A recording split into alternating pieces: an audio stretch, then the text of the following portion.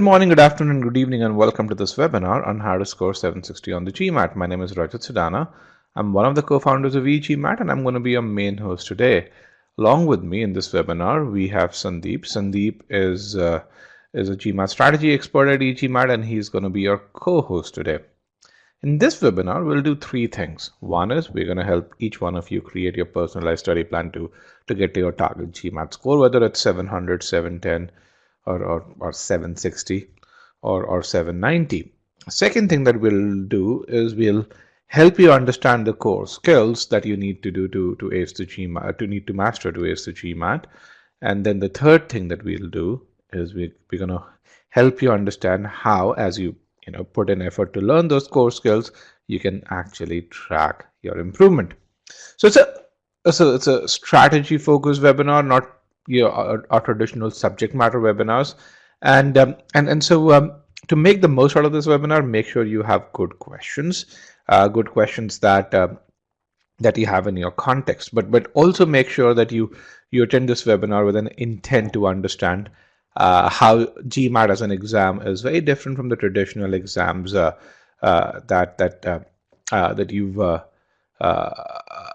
you've taken so far. So that's something that I want to make sure that you also get as an understanding. So during the course of our conversation, we'll also talk about how the GMAT works, how is it scored, and we'll look at a number of case studies in which people who've aced the GMAT, how they've approached the test and how they've actually taken the test. So we'll have screenshots and all of that. So there's going to be a lot of case studies during this entire session. Now, we will solve a couple of questions as well. And the reason why we'll solve those questions is to make sure that you understand how core skills and why core skills are important on the test. And to make sure that you have the foundation to solve those questions, we did send the video lessons on boldface your way.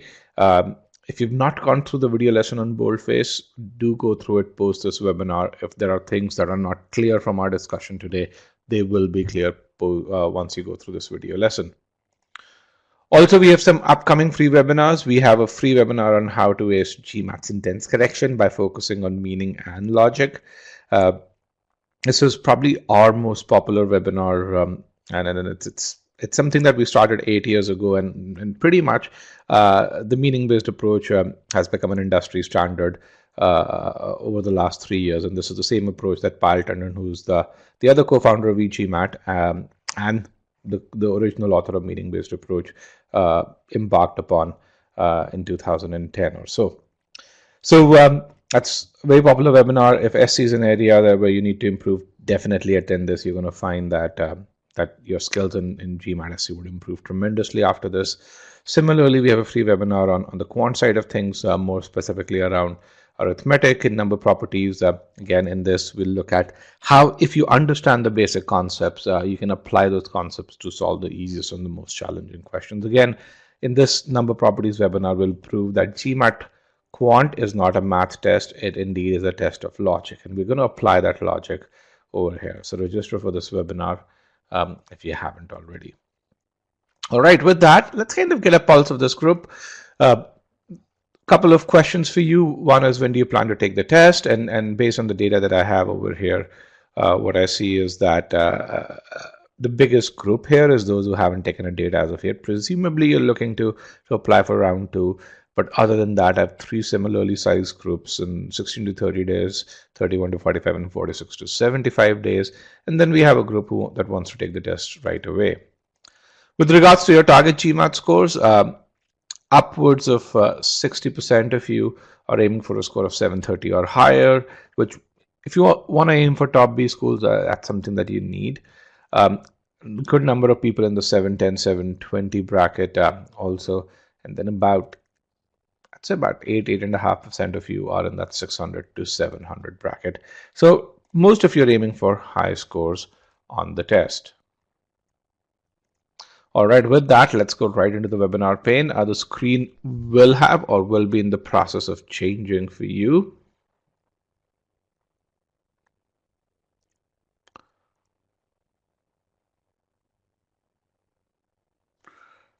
All right. So essentially 3 parts of this webinar. In the first part, I'm going to do a brief introduction to e-GMAT. That's going to be about 15 minutes. In the second part, we're going to go right into the core of this webinar. We're going to discuss all the things that are talked about in the intro right now. And in the last part, we'll have an open-ended Q&A. And this open-ended Q&A, if you still have questions that have not been responded to, I or Sandeep would be happy to take on those questions and give you good answers. So early on, I asked this question, what's your target GMAT score? And upwards of 60% of this group said it's 730 or higher. And while that may be the case statistically, only 6% of the people get to a score of 720 or higher. And this is despite the fact that at many B schools, the median scores have been going up. And this is data from last year, but even if you look at the median score at Tuck this year, it has gone up, and B schools continue to demand higher and higher scores. So what is it that people who get to these scores actually do? A good percentage of them use e-GMAT. Why do I say that? When you look at the key stats on major forums out there, when you look at the number of verified reviews or the number of success stories posted over the last 12 months, what you're going to find is that e-GMAT accounts for more reviews than do the other major prep companies, and more success stories mention e-GMAT than do mention all the other major prep companies combined. So what makes our students so successful? I think if there's one thing that makes our students very successful, it is our approach to your GMAT preparation, or the architecture of learning that we provide. So to understand how the architecture of learning we provide is different from what you see from other prep courses, I'm going to talk about the two dominant architectures of learning that exist today. The two dominant architectures that exist today out there anywhere, whether it's in the context of GMAT, in the context of other tests, or in the context of education in general, they are the book-based architecture and the private tutoring-based architecture. And while there are lots and lots of courses out there that will provide you audiovisual instruction, that will provide you quizzes, a majority of them are built around this book-based approach. And when you look at e-GMAT and map it to one of these architectures, you're going to find that e-GMAT's aligned a lot more closely with this private tutor-based approach. So let's see, why is it that one approach is better than the other in helping you ace a competitive test such as the GMAT. So to do that, let's take a case study of someone who wants to get to a score of 720 or higher. So if you want to get to that score, you've got to do a few things, right? First of all, you've got to create a personalized path to your goal. And what I mean by that is that you need to understand what your strengths are. You need to understand what your weaknesses are. You need to have definitive goals as to the extent of performance you want to have in the areas of your strength as well as weaknesses. So you need to do that, and you need to account for that time up front.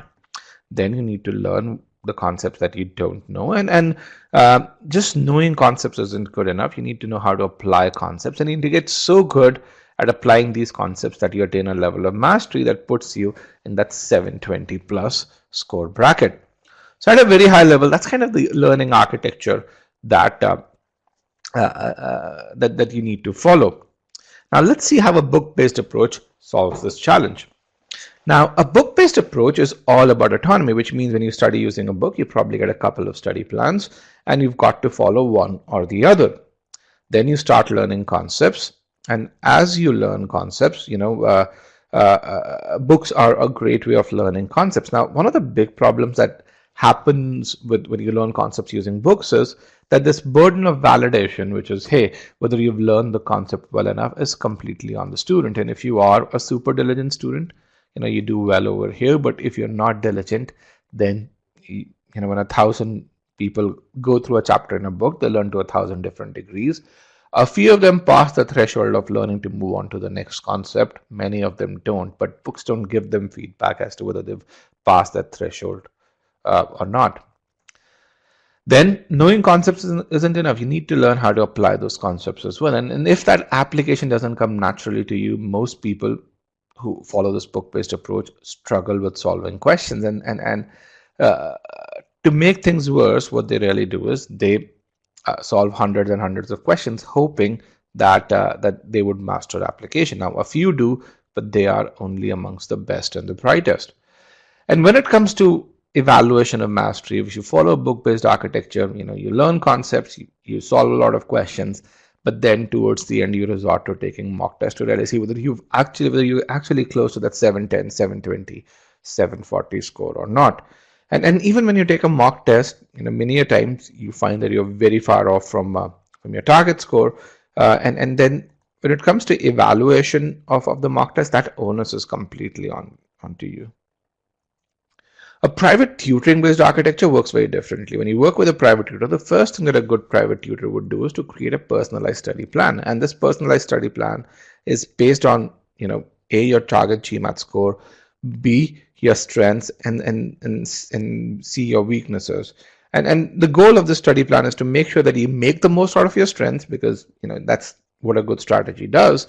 And then you spend enough time to overcome your weakness.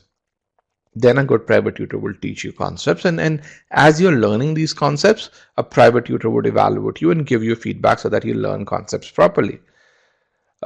Just knowing concepts isn't well. When you start learning how to apply those concepts, a private tutor would tell you how to approach a problem. What do you do in step 1? What do you do in step 2, step 3, and so on and so forth. And as you're solving these questions, a private tutor would evaluate you so that when you reach a level of mastery that puts you in that target score bracket, a private tutor would move you from one topic to the other. So what are the key differences between two approaches? While you learn the same content, the extent of personalization, the extent of feedback, the extent of learning application is a lot more in that private tutor based approach. And you can really see why that's much more successful in helping you ace the GMAT.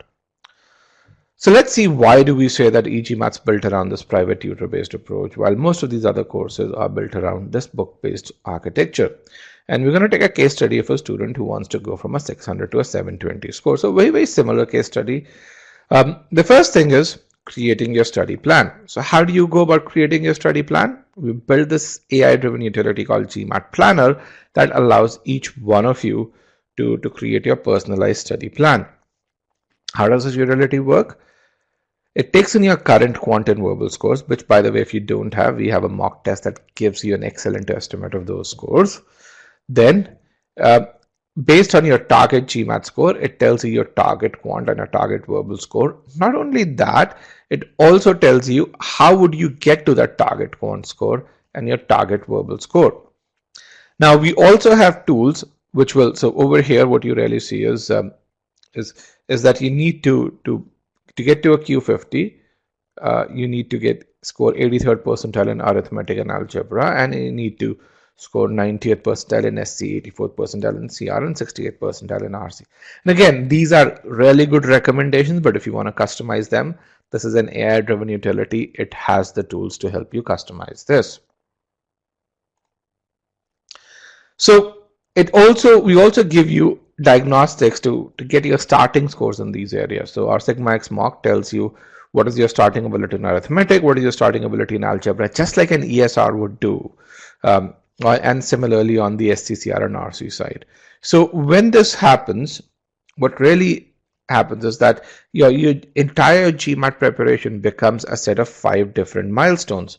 So with starting abilities on the left and target abilities on the right, and we then estimate how much effort you need to do to get from your starting ability to your target ability. You can really see the starting ability and the target ability on the right hand side. All of these are screenshots from GMAT Planner, and when this happens, you can break your GMAT preparation into a set of 5 different subsectional preparation levels, where you're going from a 50th percentile in SC to a 90th percentile in SC, so 49th percentile in CR to an 84th percentile, and so on and so forth in RC.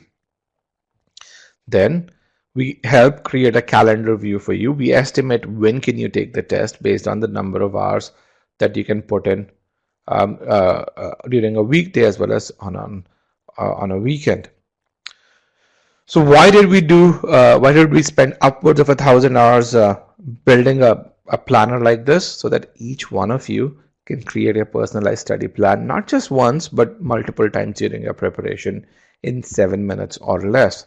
And we've had upwards of 10,000 people who've created their personalized study plan. That's about planning. And what you can really see is that if you have the starting scores, in about 8 minutes, you can create a personalized study plan. If you don't have your starting scores, take a Sigma X mock and spend another 8 minutes beyond that to get to that. The next thing that a private tutor does is teaches you concepts and gives you feedback as you work on those concepts. The e-GMAT learning platform was designed from grounds up to empower you to do just that. What you see over here is our subject verb module in the paid part of the course. This is one of the 15 modules in the SC course. And then what you see is you see concepts which are interactive video lessons, and you see that each concept has evaluation built into it. So when you learn a concept, you're evaluated on that concept. Also, we track how much effort you put in to learn the concept by tracking your time on that concept. Essentially, each video tracks upwards of 300 data points as you're learning.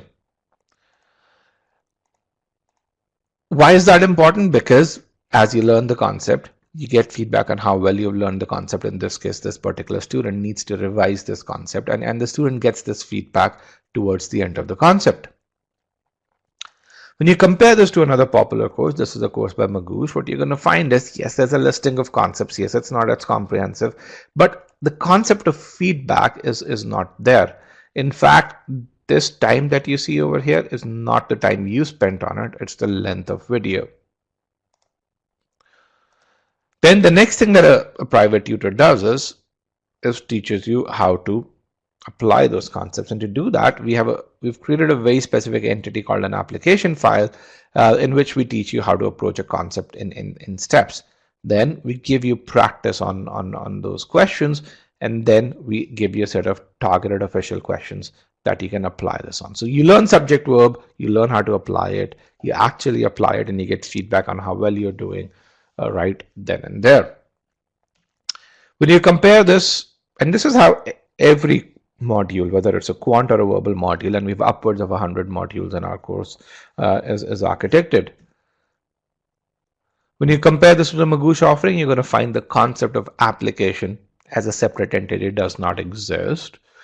You have a quiz towards the end, but this quiz is common to not just subject verb, but also auxiliary verbs and pronouns. And again, you don't see a score here. Again, the intent is not to give you feedback, but just to give you practice. The next piece is evaluation of mastery. Now, it's really important to understand why is this important. When it comes to the GMAT, it's not a regular test where everyone who studies can get to a 95th percentile. It's a zero-sum test.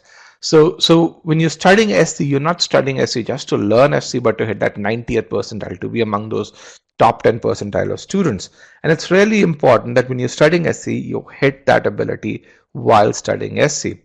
And to do that, we've created an evaluation environment called Scholaranium, in which you can evaluate your SC ability in what we call as a pristine way.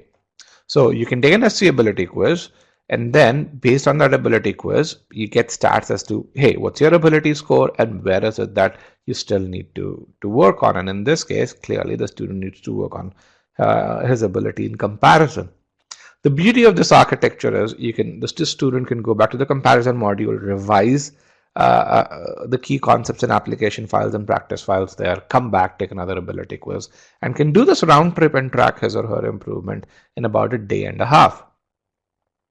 So you can really see why do we say that most of these other courses are built around this book-based approach, whereas e-GMAT is built around this private tutor-based approach. It's not the content, it's the same concepts, but it's the extent of application, the extent of personalization that helps you excel on the various subsections, and which in turn helps you get to that high score on the GMAT.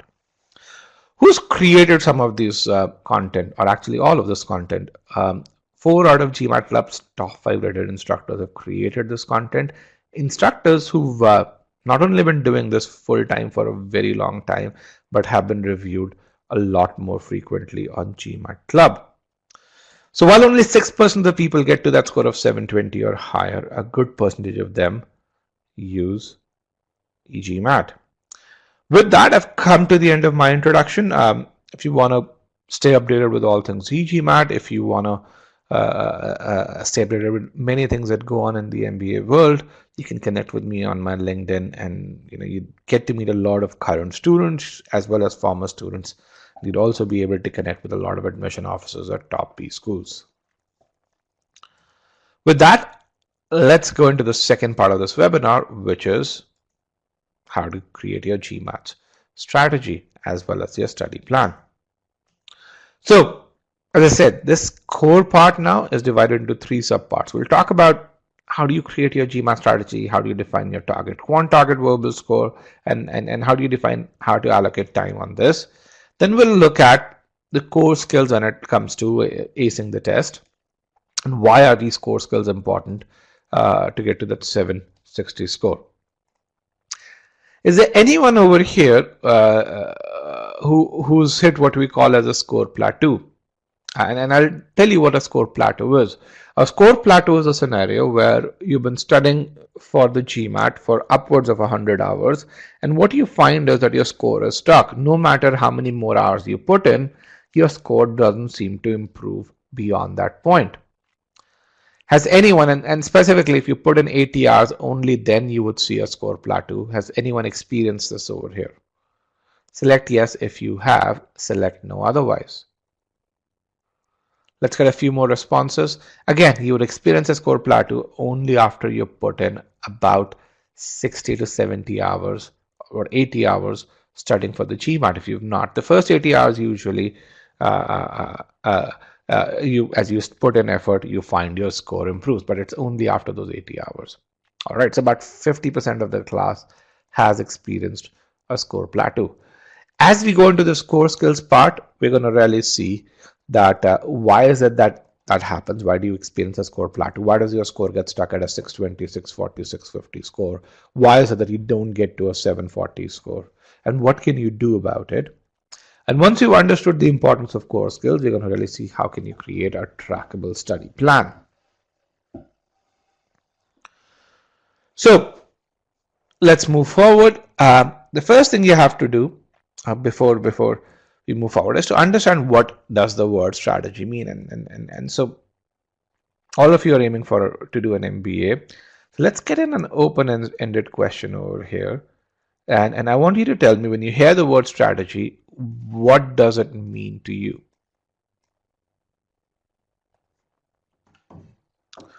The question is, what is strategy? When you hear the word strategy, what does it mean to you?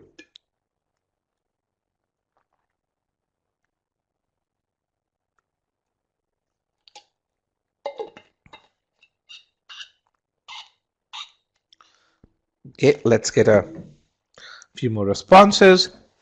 I'd like to see at least 30 responses been put in over here. I have 120 students in the webinar.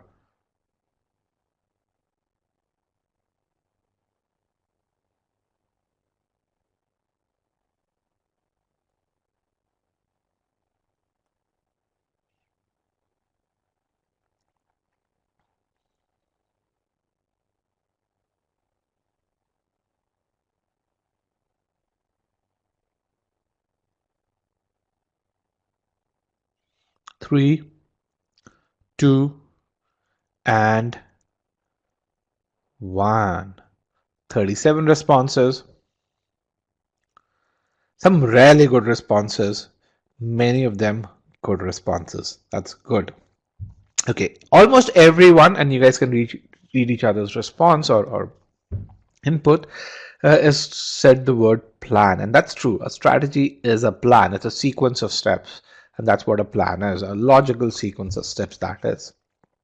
Okay, what is a strategy? It's a plan of action designed to achieve a particular goal. Okay, some of you said a plan of action built around certain parameters, which is good. A set of choices, yes, that definitely is what strategy is. An action plan to achieve your goals, yes. I mean, you guys have an understanding of what strategy is. Now, what's a good strategy?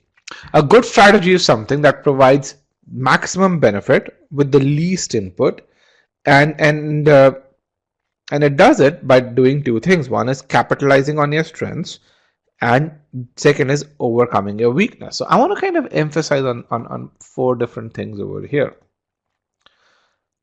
So when we talk about maximum benefit, this term over here, it means benefit in the context of GMAT is score improvement. So a good strategy is something that helps you attain that maximum score improvement. Now, least input does not mean less input. Least is a comparable word. What it means is when compared to other strategies, this value is less. Okay, it's a comparative. And that's something which is really, really important.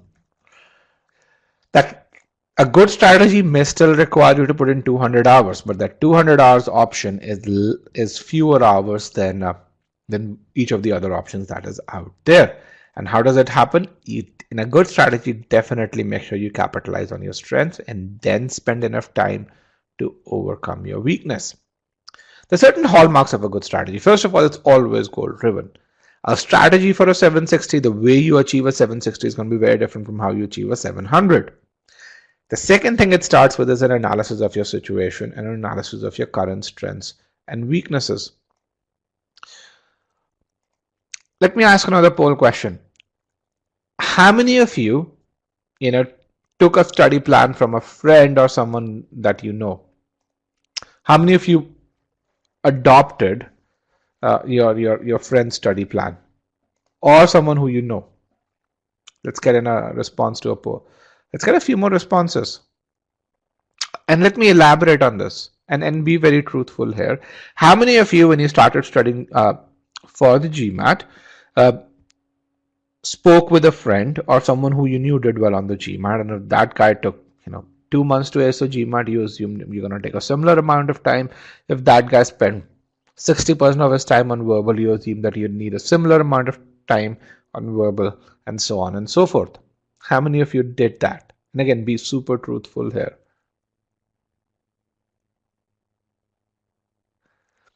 Okay. Let me end the poll, broadcast the results. So about 25% of you did that. Typically, the response that I get is 50-50. And the reason I want to really say this is really important is that a lot of us, know people around us who take the GMAT, and we really go and ask them. Now, the amount of time a person needs to spend on quant or verbal depends on a few things. One is your starting scores in those sections. The second is the amount of effort that you can put in every day. Your friend may be able to ace the GMAT in 2 months because he lives close to the office. He doesn't have as much of a commute time. His spouse is not as demanding. He doesn't have kids, and whereas you may have a very demanding job or a demanding spouse, or you may have kids that you need to pay attention to.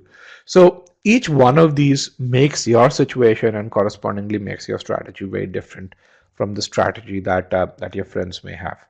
And it's really, really important when you take someone else's plan to understand those assumptions behind those plans. The next point is have good assumptions. There are certain people who, what I call as, are natural learners. I mean, people who've been learning for quite some time are natural learners. They embrace new concepts much more easily than those who haven't been learning a whole lot of new things. I'll give you a case in point.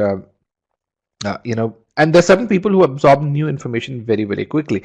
When I was in my engineering school, which is about 20 years back, I used to have a friend who was a batch topper. He still actually is the batch topper since then. Now, this guy worked in a very curious manner.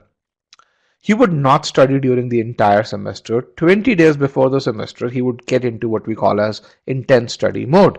And in those 20 days, he would remain glued to his bed where he had a stable, and he would learn everything that was taught in that semester, and he would top the entire batch. So it's not just my particular branch, but the entire batch. I mean, that guy was brilliant, and he had this immense capability to absorb new information. Now, that strategy worked for him. Had I tried to follow his strategy, I probably wouldn't be where I am right now. I, on the other hand, had to study during the semester. I had to be much more regular to be able to get to where I am today. So when you take someone's study plan, also understand yourself. Each one of you has had upwards of a 20-year learning history. You know how you learn the best. Make sure when you create your study plan, use that information in creating that study plan. Don't just take anyone's study plan and do this. So analyze your have a goal, analyze your situation, analyze your current strengths and weaknesses, put those learning assumptions and your learning history into context, and then spend about 2 to 3 hours planning, and then start learning content. These 2 to 3 hours that you spend planning and executing would probably be the best investment you make. If you go to a YouTube channel, well, you're going to find about 70 video debriefs that I've done. These are 30-minute long debriefs, unedited debriefs. One thing that you're going to find that each one of those success stories our students has done is that they've created their study plan. Many of them have actually pasted their study plan on walls so that they can look at it, stay motivated every day, and that helps them execute on it. And they each one of them spend 2 to 3 hours upfront during their preparation to create those study plans. Whether you're looking at someone who started at a 650 and got to a 780, or someone who started at a 430 and got to a 720. That's something which each one of them has done. And there are lots of things that you learn about how to go about doing your preparation by watching those interviews. But one thing that you're going to find is this study plan. Creating that is a very important thing. Now let's talk about a couple of other things which are really important when it comes to understanding how the GMAT works. One is this term called percentile. Percentile is probably the most important term on the GMAT. Why? Because it's embedded into each and every aspect of the test. What is percentile? Percentile is nothing but your rank out of a population. And I use the word relative just to emphasize the word rank again, even though rank by itself is relative. So when you get a certain GMAT score, you are at a certain percentile. So when you get a 760, what it tells you is that you are in that top 1 percentile of tests taken every year. So if you assume that there are about 250,000 tests taken every year, when you get a 760, you're in the top 2,500 test attempts. And again, the GMAT doesn't give us test takers, it gives us test attempts. So that's kind of how we look at it. If you get a 700, you are in the top 30,000 of test attempts. And if you look at the top 15B schools, you'd find that they have about 10,000 seats. And that's why, a 740 or a 760 is something that's much more preferred by top schools. Now, I also want to talk about another term, which is called accuracy. What is accuracy? It's the percentage of questions that you answer correctly. And the reason I want to talk about accuracy is because when we take a quiz to evaluate how good we are, we say, hey, we got 8 out of 10 questions correctly. That's pretty good. I think I'm getting good at it. Now, it can be that you're getting good at it, or it may be that you're just average. Why? Because when you measure accuracy, it doesn't have any context of rank along with it. If you answer 8 out of 10 questions correctly in a quiz, half the people who take that quiz may also answer 8 out of those 10 questions correctly. So your percentile, despite having an 80% accuracy, could just be 50. On the other hand, if that's a quiz that contains difficult questions, even while scoring 80%, you might be at 99th percentile. So that context is missing in accuracy. The third term that I want to talk about is ability. What is ability? More or less, when put in context, it is your relative rank or your percentile in that particular section. Now, I see a lot of people have raised their hands. If you have a question, you can put that question in the Q&A pod, and Sandeep or I would be happy to address that question. But one takeaway that I want to have from this slide is when it comes to the GMAT, and if you're evaluating yourself in any context of the test, focus on this measure called ability or percentile. Why? Because that's a true measure that truly tells you how much you've progressed. So before you start preparing, one thing you need to do is define your target quant and your target verbal score. Okay, how do we go about doing this? And to do this, what we're going to do is we're going to divide this entire group into 3 different segments. Okay. One segment of people is folks who would call themselves a quant whiz, people who are very, very strong in quant. The second segment is those who are strong in quant but probably are not quant whizzes. And the third segment may be those who are not strong in quant. Now, if you're strong in verbal, if you're weak in verbal, but if you're not strong in quant, you belong to this third segment. Now, let's kind of get a pulse of this group as a whole. We have about 125 students.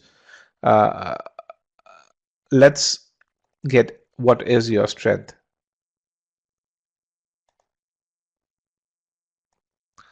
Let's get the data point. What's your strength? Is it quant? Is it verbal? Is it neither? And again, it's okay to say neither.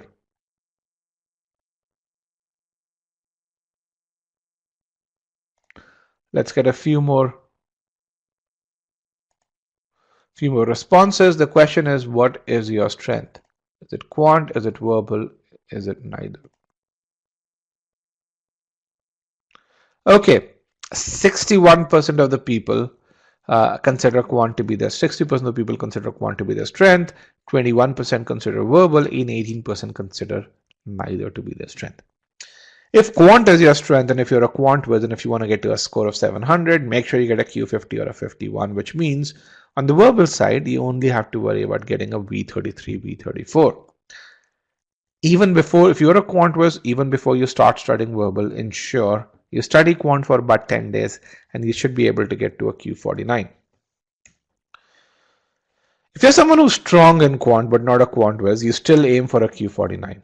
And which means you need to score slightly higher in verbal, which also means that even before you start studying verbal, spend 10 days on quant, you should be able to get to a Q47, Q48 very easily. Actually, in less than 10 days, you should be able to get there. If your strength is not quant, make verbal your strength. Why? Because when you look at the quant versus verbal syllabus, what you're going to find is that it's very much more easy to do well on verbal than to do well on quant if you're starting from scratch in both. B, the syllabus for verbal is a lot more confined than the syllabus for quant. Again, if you don't know quant. So make verbal your strength, which means get to at least a V42, V43 on verbal before you start studying quant.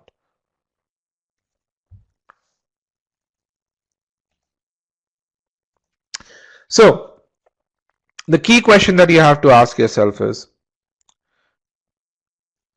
why does it matter if you have to study both quant and verbal as to whether your strategy is quant driven or verbal driven? And the answer to that is, there are 2 to 3 things over here. One is efficiency.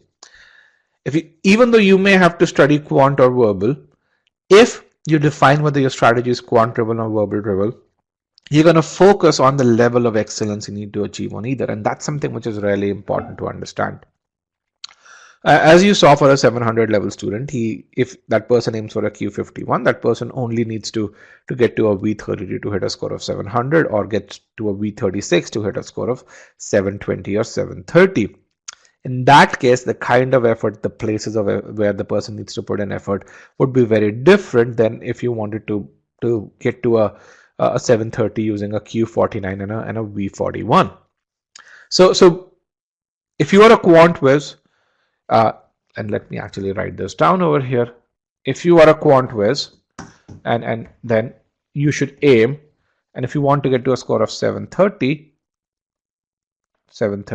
aim for a Q51, V36.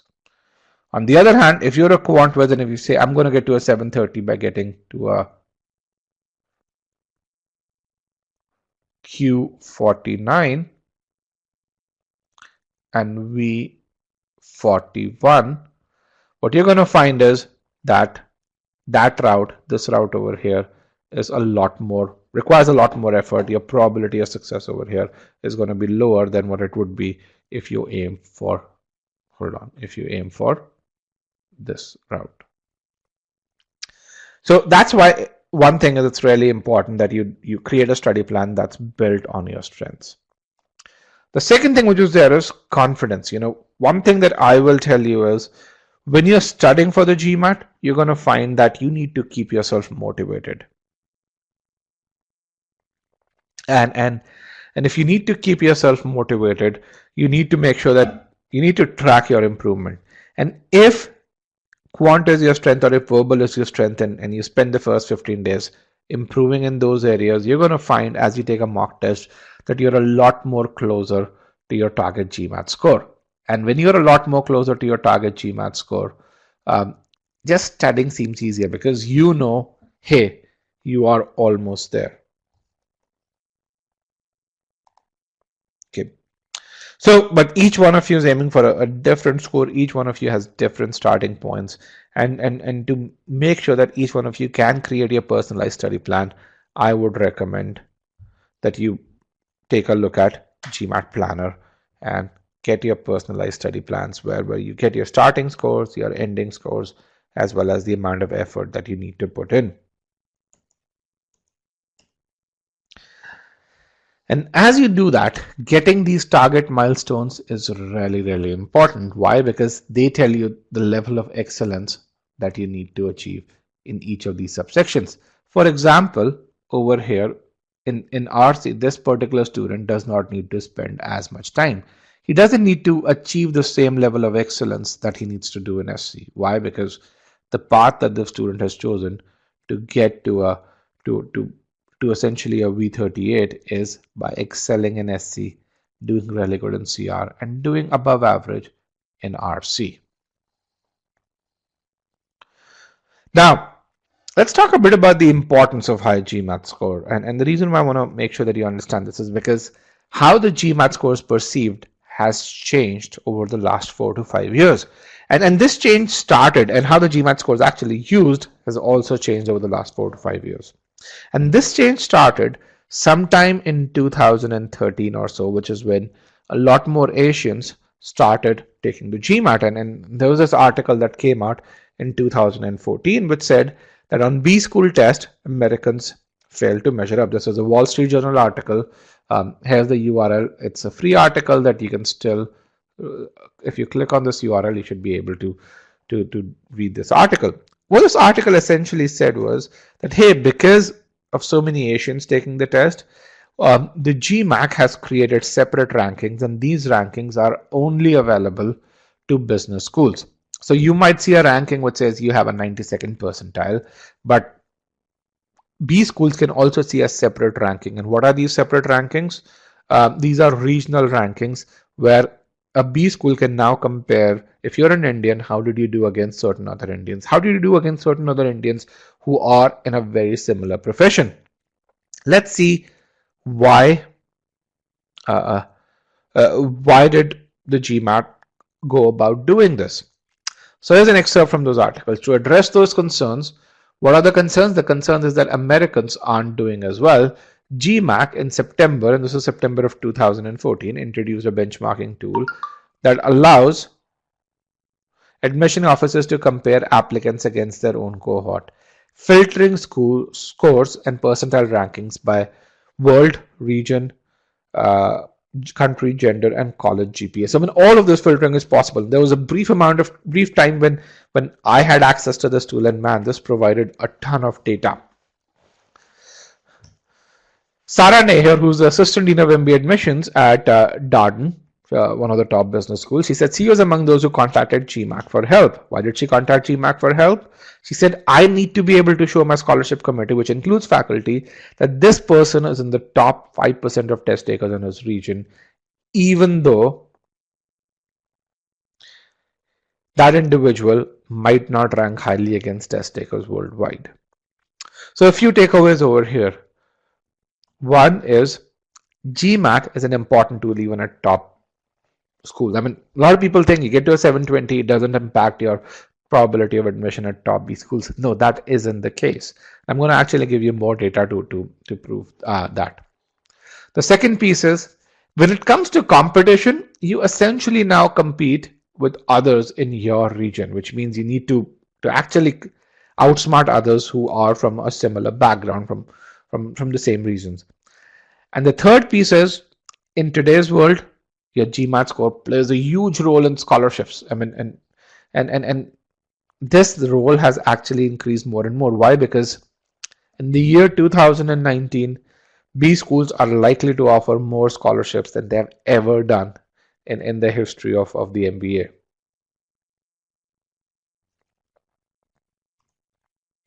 Okay.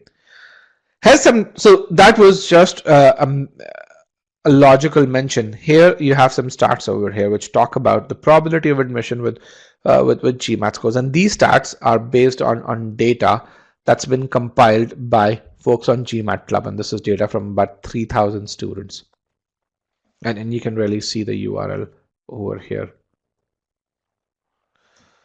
So what this data really says is the probability of admission by GMAT score, and what you see over here is when it comes to getting admissions to top B schools, if you have a high GMAT score, the probability of getting in can be as high as 50%. And certain schools regard GMAT scores more than the others, and you can see some of the stats over here.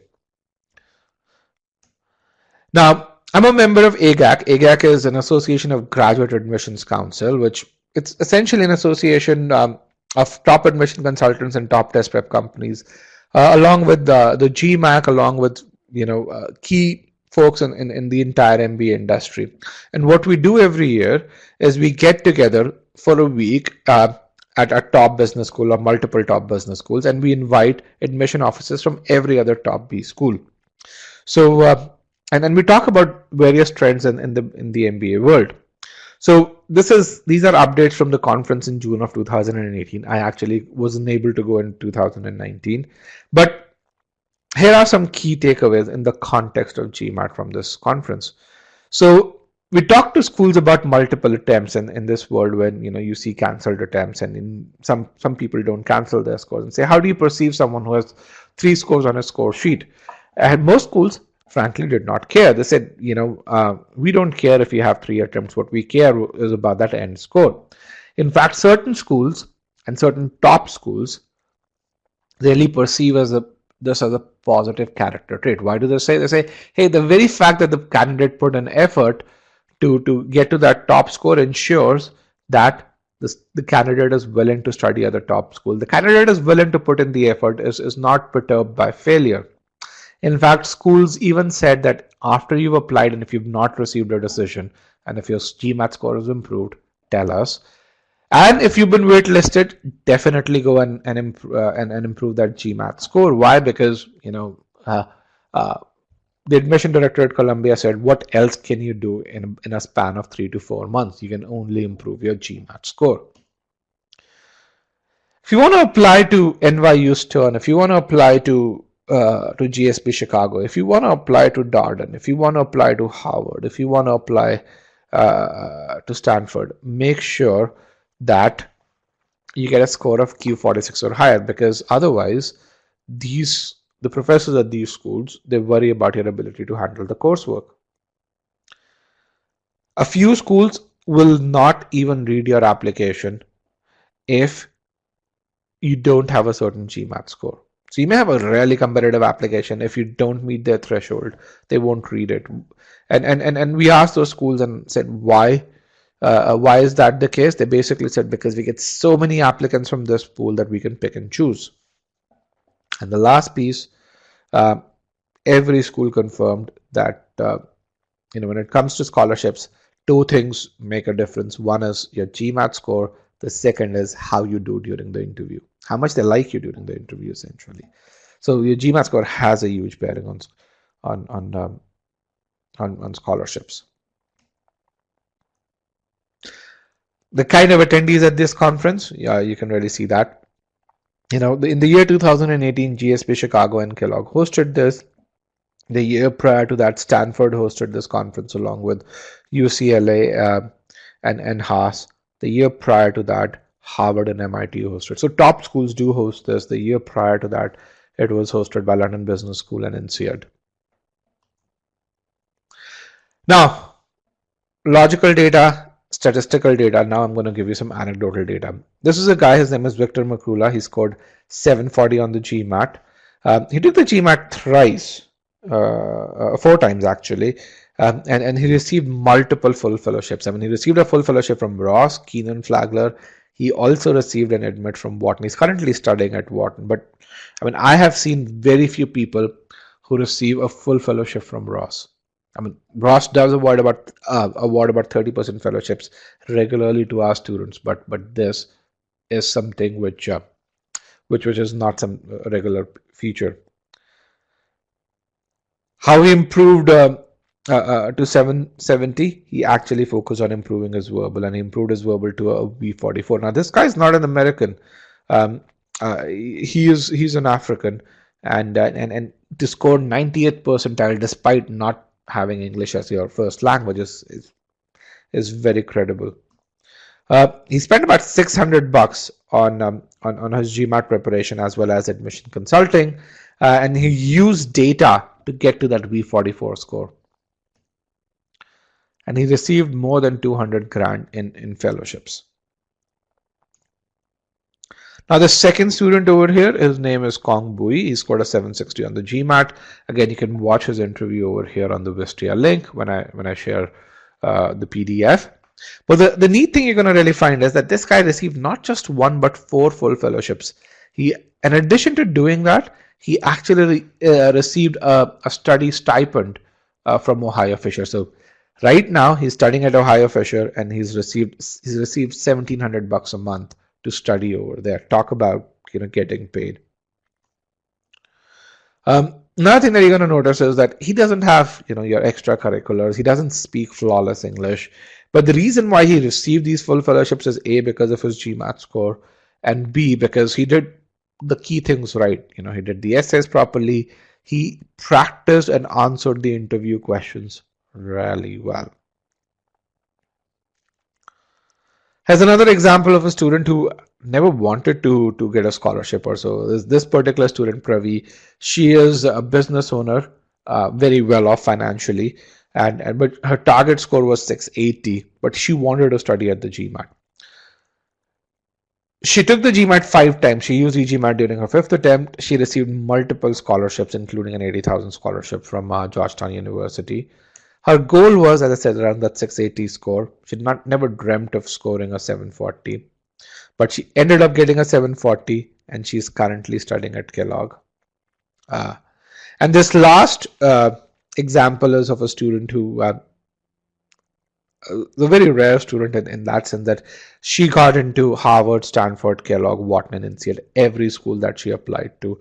She scored a 770, and she talks about her study plan. She says, I firmly believe that each one of you should have your own customized strategy as per your needs. While you can learn from other strategy, you should make your own. And again, as some of you said, over the course of your preparation, be flexible enough.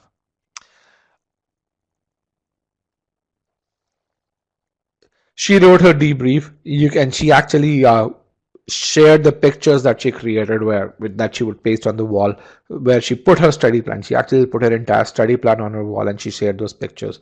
You can see those over here. Okay. Now, Mansi was also a student of Maya Seruvi, and a lot of our students were very curious as to how she got into Harvard, Stanford, Wharton, NCERT, and Kellogg.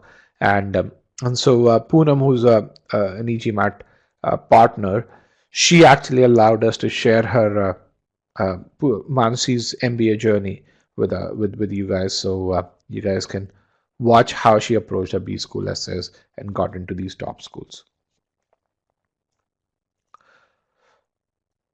So overall, what are the benefits of a high GMAT score? There are a multitude of benefits, but if you think about 4 top benefits, the first one is it increases your probability of getting an admission into a top business school tremendously. And if you want to study at a Kellogg, if you want to study at a Wharton, if you want to study at a Harvard or a Stanford, and you do get there, the financial impact of being there is easily $500,000 over a 10-year period. One reason why you should get a high score is this. I mean, for me, when I took the GMAT, I took the GMAT twice. The only reason why I took it the second time was because I wanted a fellowship, and I got multiple full fellowships. I didn't pay a single penny for my MBA. And reason why I emphasize this again and again is because This year, B schools are going to award more scholarships than they ever did. And trust me, when you graduate without that student loan debt on your head, that freedom that you have to take the job that you want, to live where you want is amazing. When I graduated, I had no debt. My fellow classmates actually had upwards of $150,000 worth of debt, most of them. B school wasn't that expensive then as it is today. And I did 5 internships during my second year. Before I graduated, I'd put in a down payment on a house. And again, I was an F1 student in the US. If you want to secure a job in strategy, and it says marketing and marketing, it should say corporate strategy or marketing, or in consulting, most likely the person who's going to be interviewing you is going to have a high GMAT score. And if you have a GMAT score that's in the same vicinity, even before you enter that interview room, that person would have a sense of respect for you, and that respect, is priceless. I've personally experienced this while I was changing jobs. When I've changed from my first to second job, and then just that person mentioned that my interview mentioned that hey, I see that you have this GMAT score, and prior to taking the role at the company that I did my second job, he worked at Bain, and so he actually gave a case study to me and gave me 2 or 3 opportunities to get that right. And if you want an insurance against an MBA, an alternate career as a GMAT instructor, again, only if you have an aptitude for teaching, not for everyone, is very lucrative. So overall, a good GMAT score, really high return on investment. It gives you confidence as you go into various job interviews. And even though it's valid for just 5 years, it stays with you forever. So let's see, how do you ace the GMAT? We talked about the importance of GMAT. And we're going to talk about this notion of accuracy versus ability. Again, remember, what is accuracy? When you take a quiz, if you answer 8 out of 10 questions correctly, your accuracy is 80%, or in other words, it's the percentage of questions. Bad annotation, it's the percentage of questions that you answer correctly. What is ability? Ability is your comparative performance in a particular section. Okay. So let's see how an adaptive test works. And to do that, what we're going to really do is we're going to actually simulate a computer adaptive test. Now the GMAT works using the same principle, but it works in a slightly more sophisticated manner. What you see over here is on the x-axis, you see question numbers. On the y-axis, you see difficulty level of questions. So the higher you go on y-axis, the more difficult the questions become. We're going to simulate a computer adaptive attempt, or let's say a likely GMAT attempt for 2 different students. Case 1 or student 1 gets the first question. The first question is usually around that median difficulty level. So you get the first question, you answer it, you get the first question correct. Then you get the second question, and as you really see, because the student answered the first question correctly, he got the second question, which is of a slightly higher difficulty level. He got that correct as well. Consequently, the third question was of an even higher difficulty level. He got that wrong. Now, the fourth question, and this is very interesting for you, is of a difficulty level which is between the second and the third. How do you do that? If you draw horizontal lines from the second and the third question, what you're going to find is that this fourth question over here is between these 2 lines. Let me actually remove this annotation. He gets the fourth question right, then gets the fifth question, he gets that wrong. Student 2 or case 2 gets the first question, again a medium difficulty level, gets that wrong. Gets the second question, lower difficulty level, gets that right. Gets the third question, which is slightly higher difficulty level, gets that wrong. Gets the fourth question, again lower difficulty level, gets that right, and gets the fifth question right as well. Now it's very clear that if I were to stop the test at question number 5, so if we were to halt the test over here, at this point, student 1 would have a much higher score. Why do you think student 1 would have a much higher score?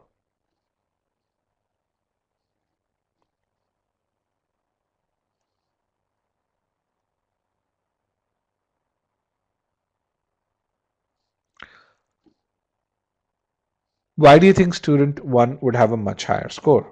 What is the true cause? Focus on true cause, not just an observation.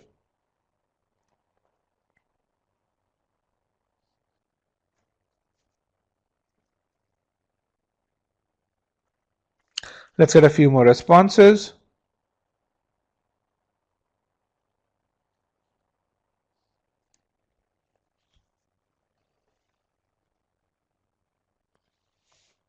All right, I have 30 responses and some really good answers. Those who said difficult questions correctly, you guys are absolutely correct. The reason why student 1 would get a higher score if you were to stop the test, a higher score estimate, which is what the GMAT calls it.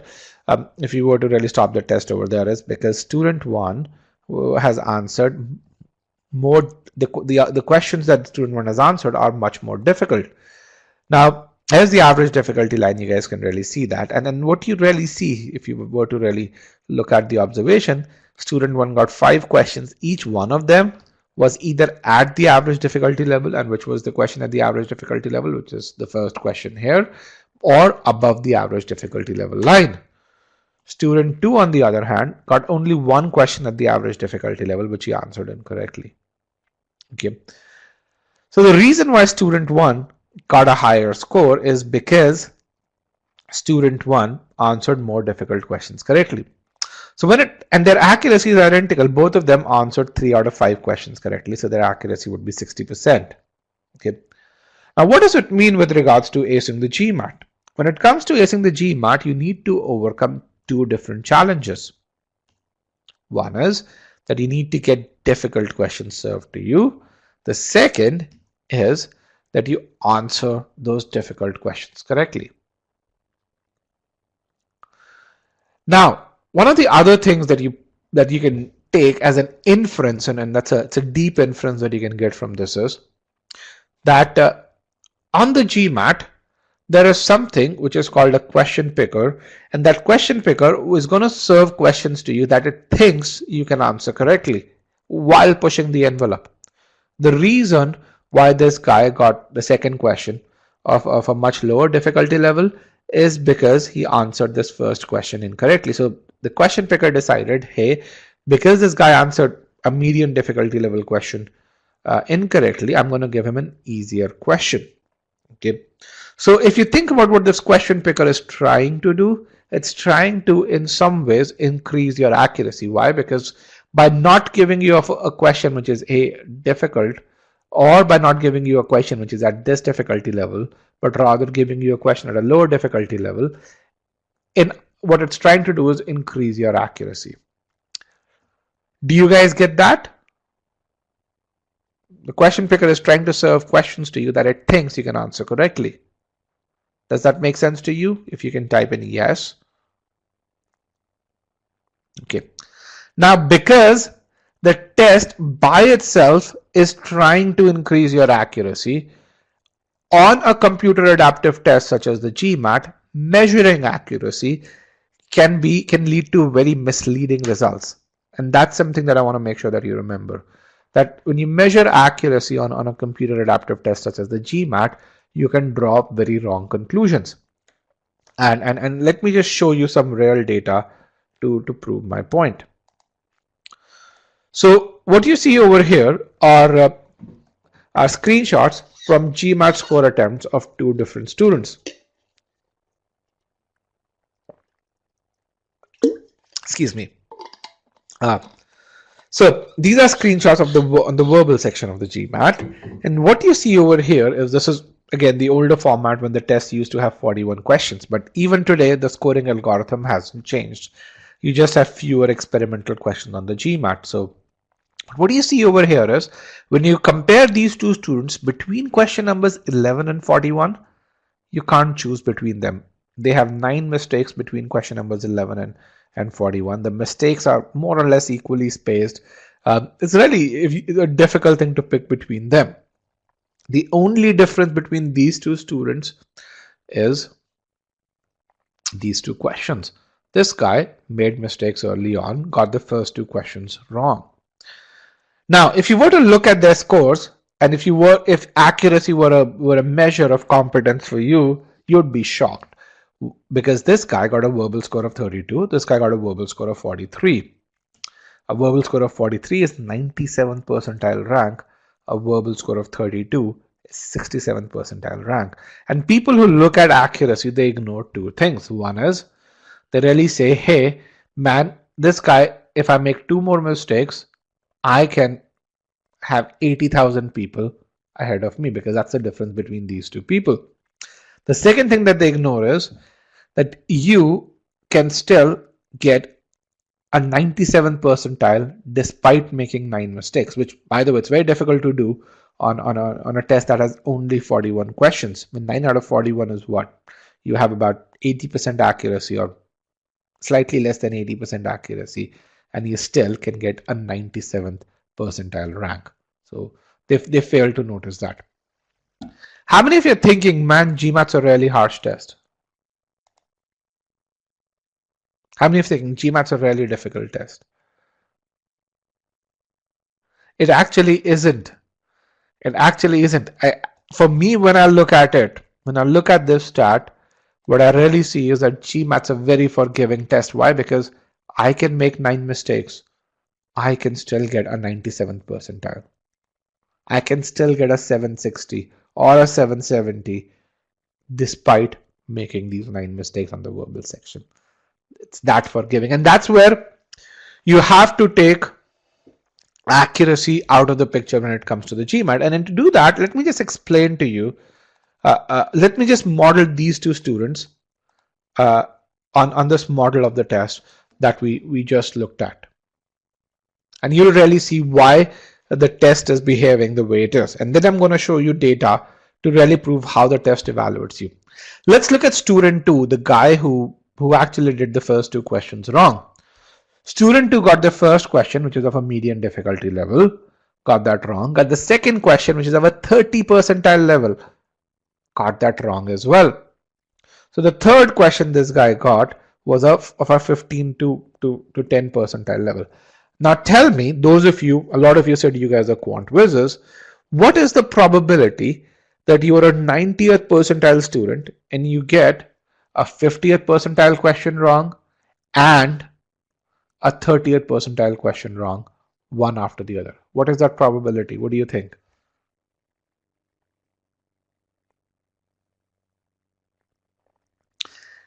That probability is less than 1 in 10,000. So the question really is, what is the probability that a 90th percentile student would get a 50th percentile question wrong and a 30th percentile question wrong, one after the other? And the answer is that probability is so low, it's less than 1 in 10,000. Okay, so at this point in time, and let me just map this. At this point in time, when I am at question number 3, my question picker is not very wrong. It's actually very logical in thinking that this guy is not a very smart guy. Hence, the third question that he got was a 15 percentile level. He got that right. The fourth question that he got was essentially a 20th percentile level. The fifth question, a 27th to 30th. The sixth question, about a 40th percentile level. And his difficulty level increased slowly, but then as he got to the question number 10th, he started making mistakes. Our case 1, our student 1 got the first 10 questions right. By the time he reached 5th question, he was already getting the most challenging questions, and he continued to answer them correctly. Now, I'm going to show you the ability charts for these students in a couple of slides, where you would see that if you look at these students through the lens of ability, they will look very different to you. But before that, now this was a GMAT prep data point, so that's why we got the attempts. I'm going to share some real data with you, which is data that which is of an actual GMAT where you have the ESR. So here's another student of ours who improved, and talk about improvement from low scores, improved from a 520 to a 740. He improved from a verbal score of 17 to a verbal score of 40. I mean, that's incredible improvement. But the interesting thing about this is that his V40 was comprised of these three abilities. He had 94th percentile in SC, 79th percentile in CR, and 73rd percentile in RC. And the reason I'm sharing this is because he was generous enough to share his ESR, and to allow each one of you to go and take a look at download the CSR and take a look at it. Now here is his attempt, his GMAT attempt over here, and what do you observe over here? This student made a lot of mistakes. He actually made about 12 mistakes over here. Okay, and when he made 12 mistakes, he got a V40 despite making those 12 mistakes. The key to this was that he made mistakes in more difficult questions. So early on, when the questions were medium difficulty, he got a lot of them right. He forced the test to give him difficult questions. He got them right as well. He actually spent more time. As you look at and download his ESR, you're going to find that he spent a lot more time in the first two blocks. And because of this, he actually skipped a couple of questions in block 3 and block 4. But essentially, because he did that when the difficulty level of questions that were being served to him were high, his score did not suffer as much. So he followed what we call as the build, where you show the exam that you have the ability and then you maintain that ability. Okay. Again, the key over here is you can make mistakes, still get a fairly high score. What's the ESR, Sandeep? If you can share the debrief link with everybody, then I think they'll be able to get to the ESR as well. Okay. Now, do you remember these guys? We just talked about them. Really different scores, but their attempts look very different. Do you remember them? Now, we looked at them through the lens of accuracy. The GMAT looks at them through the lens of ability. V43 guy was, the GMAT evaluated this guy to have a 95th percentile ability in SC, 95th percentile in CR, and 87th percentile in RC. Whereas the V32 guy had these abilities. Now, when you look at these guys through a lens of ability, do they look very different to you?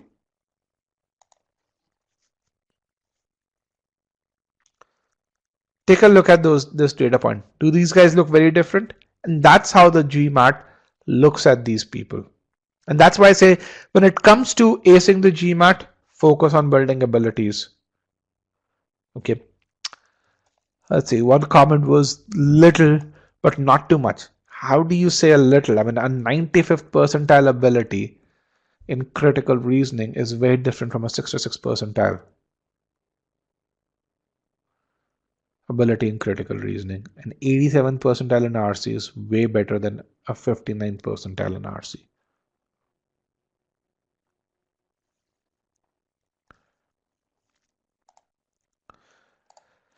Okay, so the thing that I want you to remember is that acing the GMAT is all about building ability. And the reason why I mention this again and again is because a lot of people study for the GMAT the same way they study for their school test. And when you study for your school test, you're purely studying to learn the content that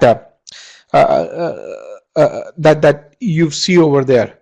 Whereas when it comes to acing the GMAT, what's really important is that you learn the methods, you learn how to apply the methods, and you can really see that, hey, you're able to apply the method on the kind of content that you may not have seen before, because that's what is going to happen on the test. The other piece that I want to make sure that you guys understand is a lot of people emphasize on these things such as timing. So exam strategy, I'm going to answer the first 10 questions correctly. Choosing which questions to attempt. All of these, yes, they are important to a certain degree, but they come nowhere close to the importance that building ability has. Pallavi says, what if we cannot finish all of 41 verbal questions? So Pallavi, first of all, now you have 36 and not 41. I know the examples that I showed had 41 over there, but this is the older format. But I think one inference that you can draw from this is that even if you mark the last 3 questions randomly, if you do really, really well before that, you're still going to get upwards of a 90th percentile.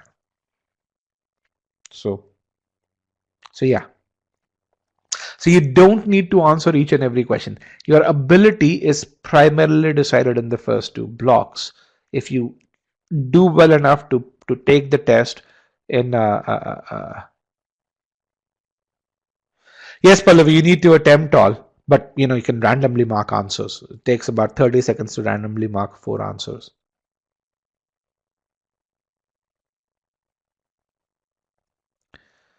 Okay. Do we have experimental questions on the current GMAT? Yes. We have fewer experimental questions, but we definitely have experimental questions. My estimate is on the verbal side, there's still about 6 experimental questions.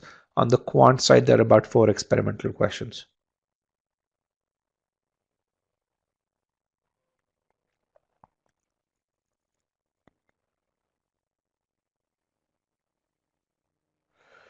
Okay.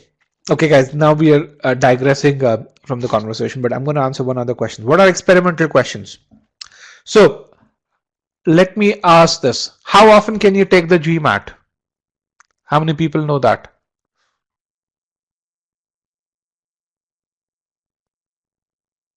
How often? How many? Every 16 days. Yes, you can take the GMAT every 16 days. Now, how does GMAT enable that you can take the GMAT every 16 days? So the GMAT as a test is built on something called an item response theory. What is an item? An item is a question that is served to you. So to enable you to take the test every 16 days, what the GMAT does is it constantly needs to create new questions and feed new questions on the platform. And to evaluate the difficulty level of questions, every exam that you take has certain experimental questions. About 15 to 16% of all the questions in your tests are experimental questions. And those questions are not evaluated for your attempt, but they are being tested for future attempts. So those are called experimental questions. So they may not be evaluated for your attempt, but if your friend takes the test 30 days from now, he may see those questions. So those are experimental questions, Kamal. Okay. Now, I've been saying that studying for the GMAT is different from studying from your school. In fact, it's actually very different from studying from for a non-adaptive test as well. How many of you have taken the older GRE or the Indian test, which is called the CAT?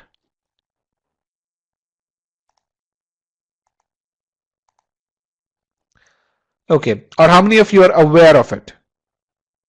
Either the older GRE or the CAT or the older SAT as well. Okay. The reason why I talk about these tests is because these are non-adaptive tests. And a lot of people who come from these tests or who prepared for these tests, they try and approach the GMAT the same way that they approach these tests. So so let me tell you what's the and when you do that, the results can be very catastrophic. Why? Because of the different architecture of these two tests. So let's talk about non-adaptive tests over here. So you think about a non-adaptive test such as the GRE, the older GRE or the current CAT. What happens is you get a pool of questions, and it's a large pool of questions, and you have to answer those questions. Now, some of these questions are easy, others are medium, and some of these questions are hard. And the key to acing that particular test is to select the easiest questions first, answer them, then select the medium questions. Then only if you have time, focus on the hardest questions, but only if you have time. On a computer adaptive test, this choice is taken away from you. Okay, the test serves you questions to evaluate your ability. Since every question has the same marks, the key to success is to solve as many questions as possible. On a computer adaptive test, a difficult question has 3 times as many points as an easy question. Accuracy, as you saw from the data before, is not as relevant. The key to acing a non-adaptive test, which is the Indian equivalent of GMAT, which is the CAT or the older GRE, is to take a ton of mock tests. Why? Because when you take a lot of mock tests, you build your eye to identify the easy and medium questions, and hence perfecting those test taking strategies is very beneficial. When it comes to acing the GMAT or another computer adaptive test, You only take mocks after you build ability, and the purpose of taking mocks is to build up your stamina.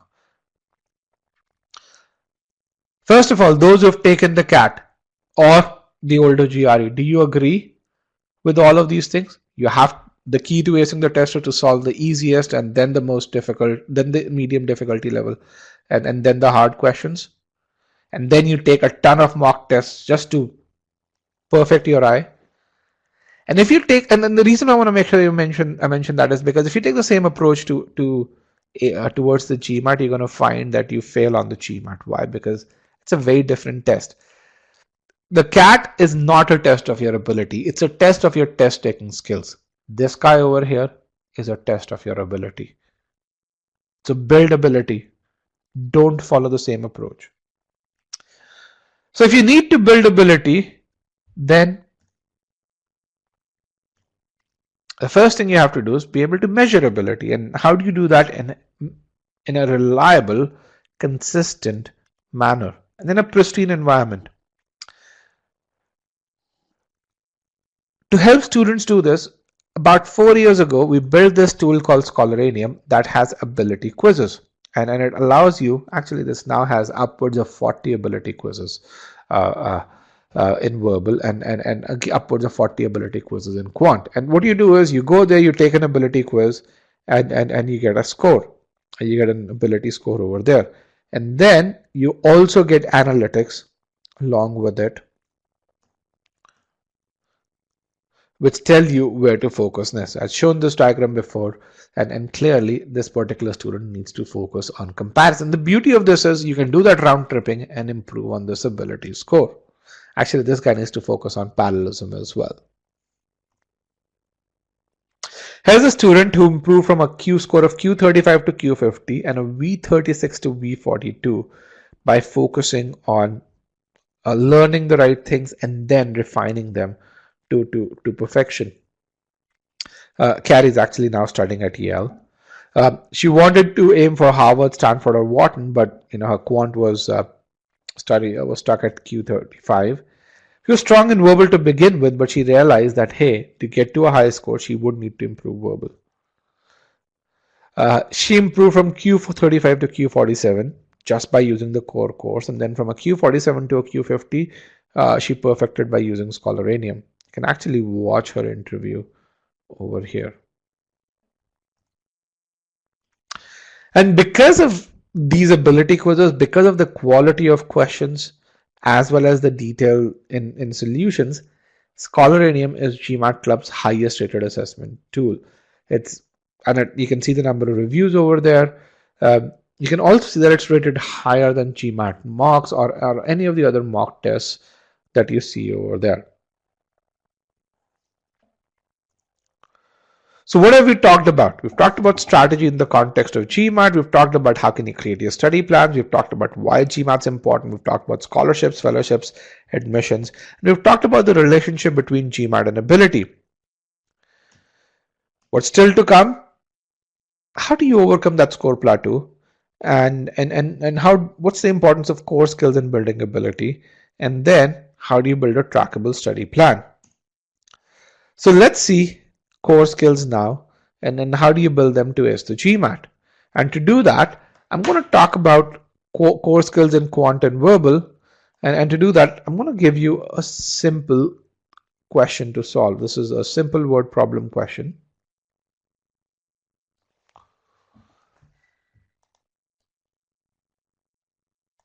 And I'm going to give you a minute and 40 seconds to solve this question. And during that time, I'm going to mute myself.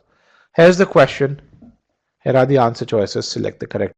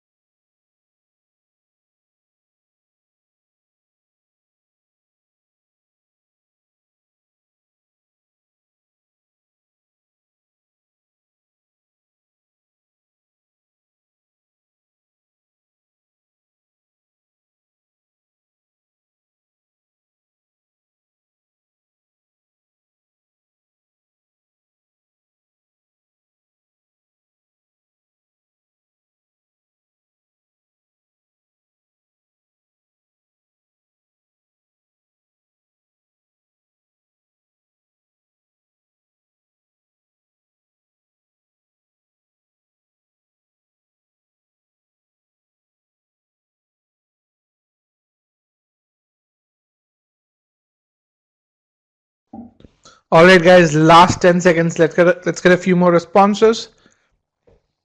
And while you're doing that, let me put in another poll question.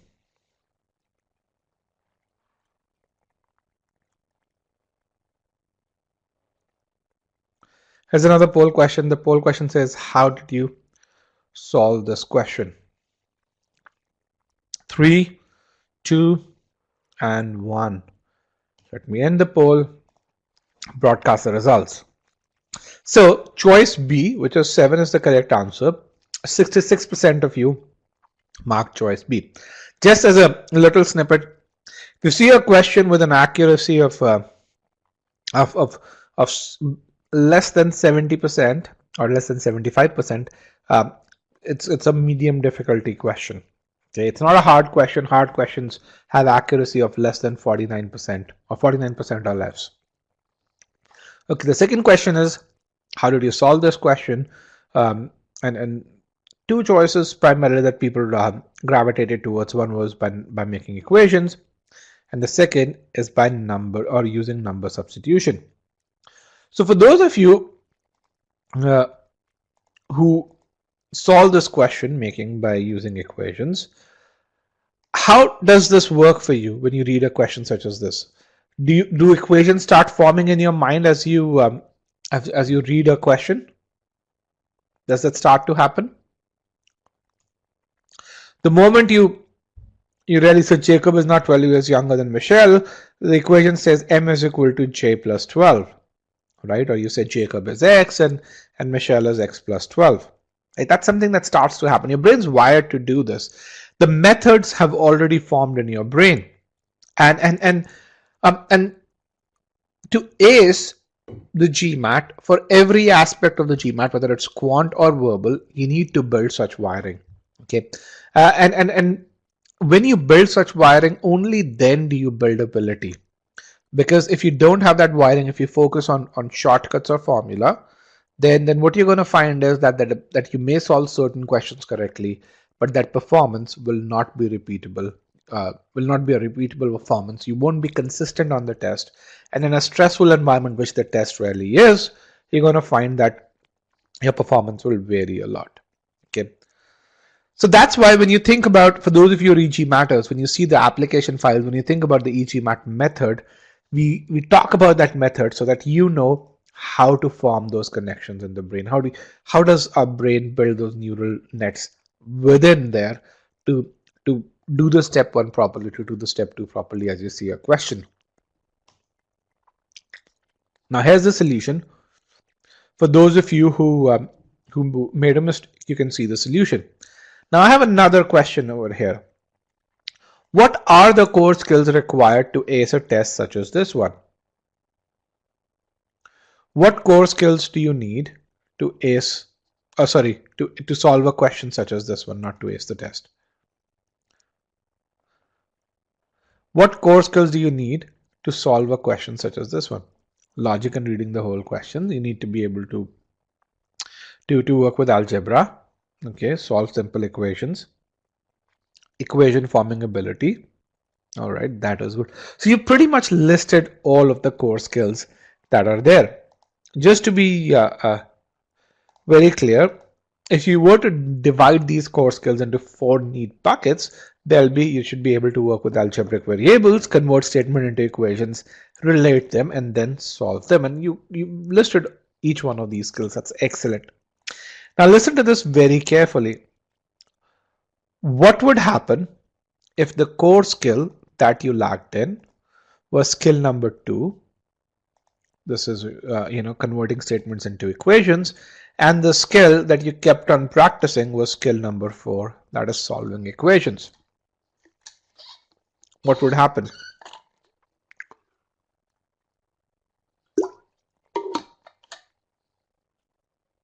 What would happen if the core skill that you lacked in was skill number 2, which was converting statements into equation, and the skill that you practiced was skill number 4?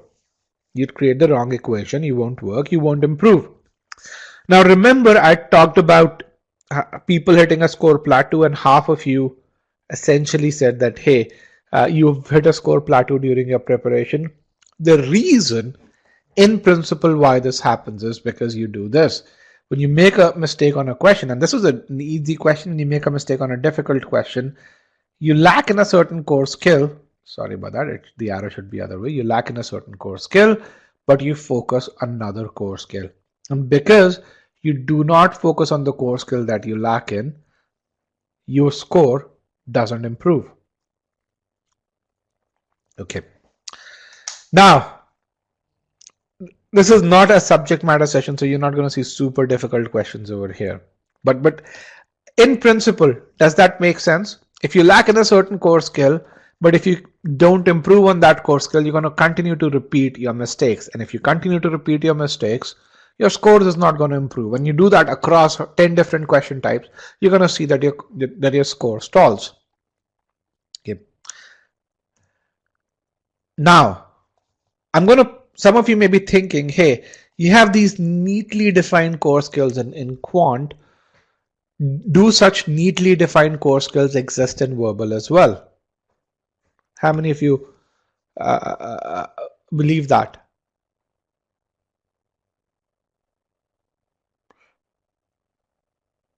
Okay. Yes.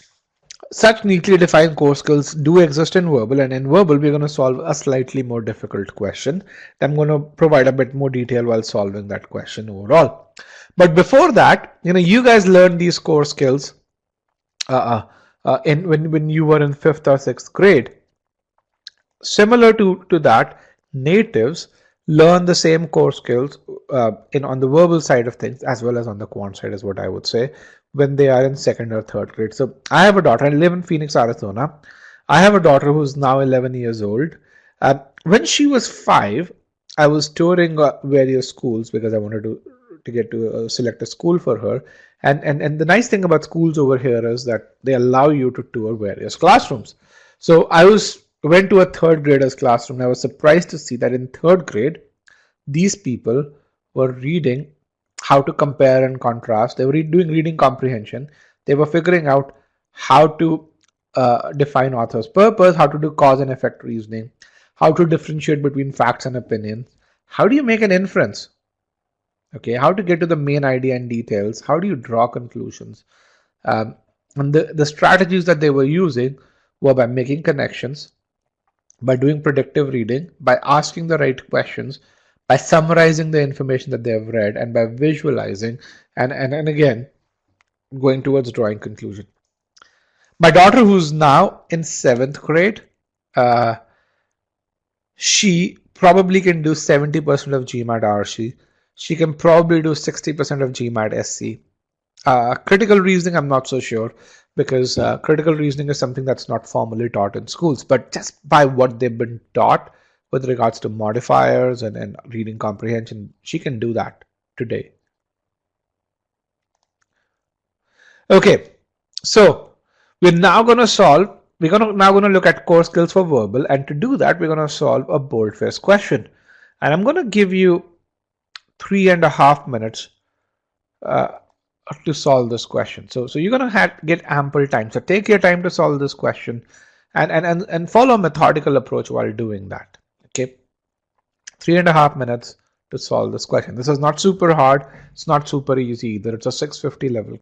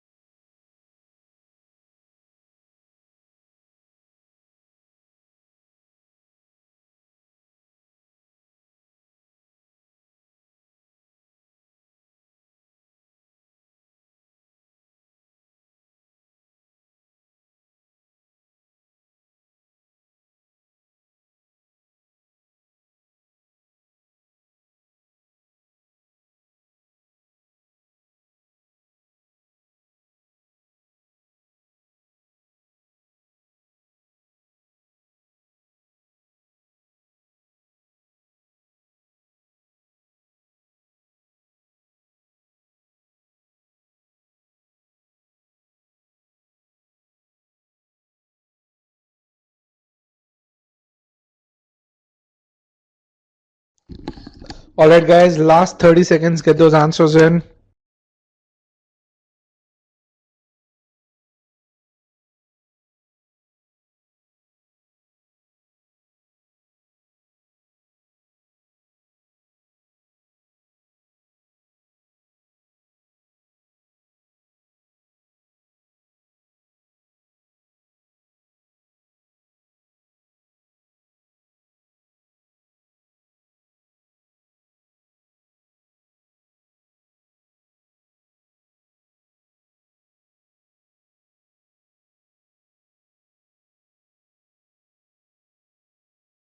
Okay, 3, 2, and 1. Let me end the poll. Let me broadcast the results. So you can really see the 4 choices that are relatively popular. Choice C, the most popular choice. Choice D, really popular. So is choice E. A number of you also chose choice A. It's upwards of 10% of the group.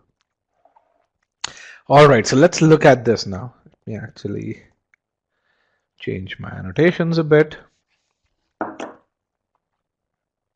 So next question, short answer poll. How did you solve this question? I'd like to understand what was your approach, and you guys had a lot of time for this. Give you about 3 minutes 50 seconds for this particular question.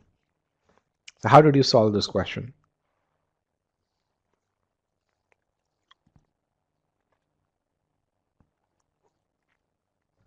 Read, wrote notes, looked for the answer, read the question first, then the passage, see if one statement supports or contradicts each other, figure out the premise. Everything was in fine. Okay, split the argument into premise and conclusion. Good.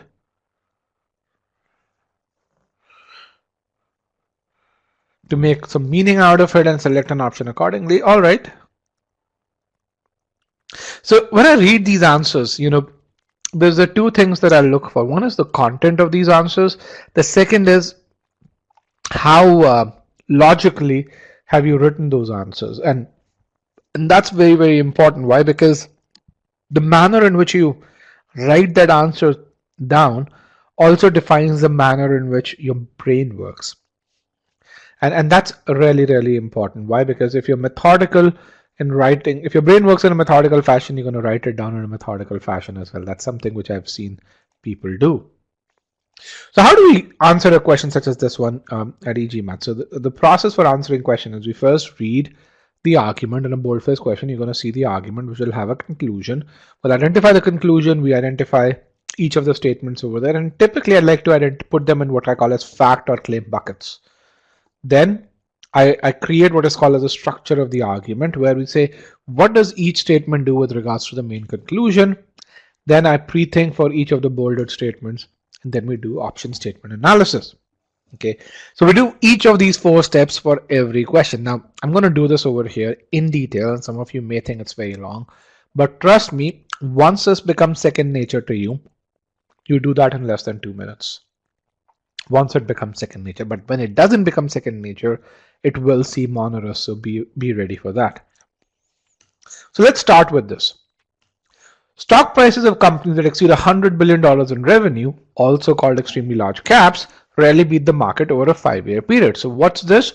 The author is giving you an observation. An observation typically is a fact that says, hey, there is this group of companies called ELCs, and their stock prices rarely beat the market over a 5-year period. Then the author says, it is commonly thought that this happens because the company is too big to grow faster than the overall market. This is a very interesting statement. Although this concept isn't tested in this particular question, it is tested as the questions get more difficult. And the concept that is tested is, what is this statement? Is it a fact or a claim? And the reason why it's interesting is because when you look at this overall statement, it actually is a fact. When you look at the part that I've bolded, or which I'm also going to underline right now, that part has a claim or a belief embedded in it. And a lot of people think, how can you call a statement a fact if it has a belief embedded in it? And to do that, let's understand the difference between a fact and an opinion. So opinion, claim, belief, they're all in the same bucket. These are terms that you use interchangeably. So what is fact? fact is something that you don't question in the context of the argument. An opinion is something that that someone believes in, someone thinks, or something that's questionable in the context of the argument. Okay. And in common day language, when someone tells you it's 15 degrees outside, typically, you consider it to be a fact. Why? It's a data point, it's proven. And when someone says it's cold outside, it's someone's opinion, right? A Finnish guy or someone who lives on Antarctica could have a very different definition of what's cold than someone who lives closer to the equator. Okay. So, if in the context of GMAT you were given this statement, according to Business Week, Wharton's better than Harvard, and you were to evaluate this entire statement, what you would really say is that this entire statement is a fact. Why? Because you're not going to dispute whether Business Week said something or not. What you may dispute is whether Wharton is truly better than Harvard. Okay, so the bolded part is a claim or an opinion, but according to Business Week, which the author is telling you, hey, Business Week said something. What did Business Week say? Wharton is better than Harvard. That part is not disputable. And because the entire sentence includes that part, the entire sentence is a fact. Does that make sense?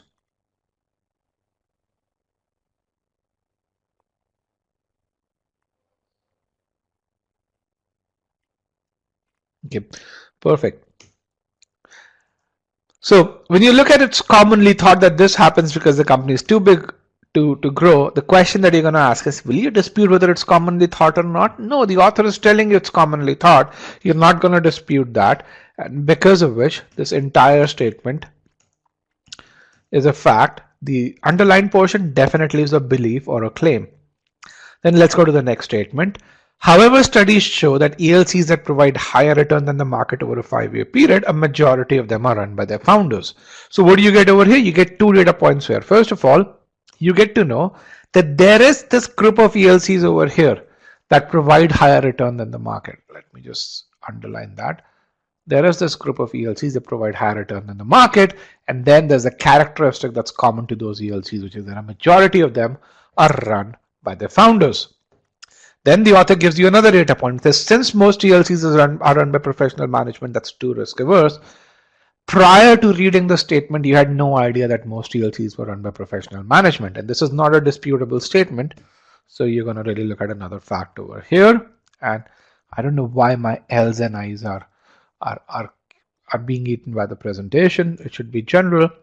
The study's findings strongly suggest that the real reason why most ELCs don't beat the market is not that they're too big to grow, but rather that they're run by professional management that is too risk averse.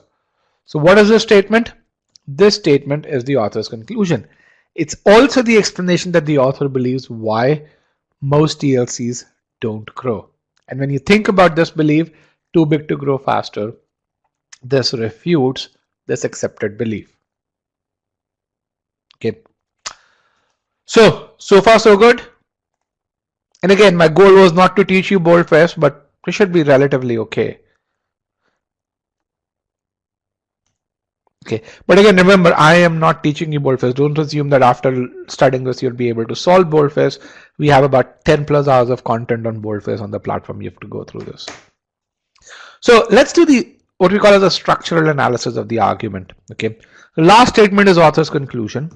The statement before that is a fact, which is written to support the author's conclusion.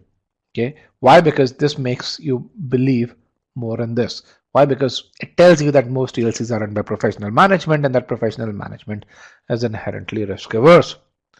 Statement number 3 also contains a set of facts. Both of these facts support the author's conclusion. Why do we say that? The fact that you have this group of ELCs that provide higher returns in the market makes you believe in author's conclusion. Why? Because that's the only evidence that there is this group of ELCs that beat the market. And the fact that the majority of them is run by their founders also makes you believe the author's conclusion. Statement 1 is context, on which the entire argument is built, and statement 2 is also a fact which contains a belief, which is a generally accepted belief about ELCs. Okay. I'm going to let you take a look at the structure. I'm going to give you about 45 seconds. Take a look at the structure. If you have any questions, let me know. Because once you do this, solving boldface is a piece of cake.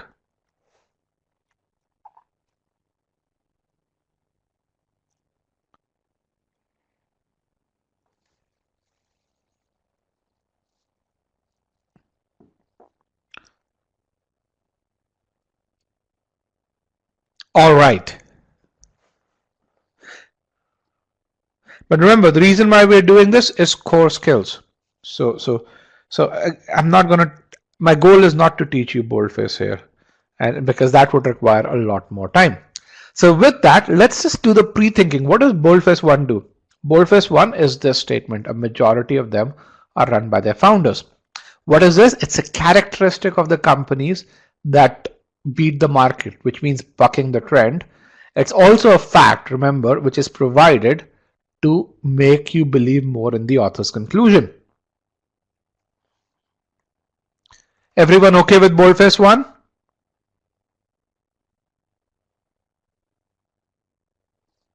Okay. Let's look at boldface 2. What does boldface 2 do? Boldface 2 is the reason for the observed trend. Okay. It's why ELCs don't grow. That's the reason for the observed trend. It's also the as someone said, the final reason. It's also the alternate explanation that the author believes in to explain why ELCs rarely beat the market. Boldface 2 is also your main conclusion. Everyone okay with boldface 2?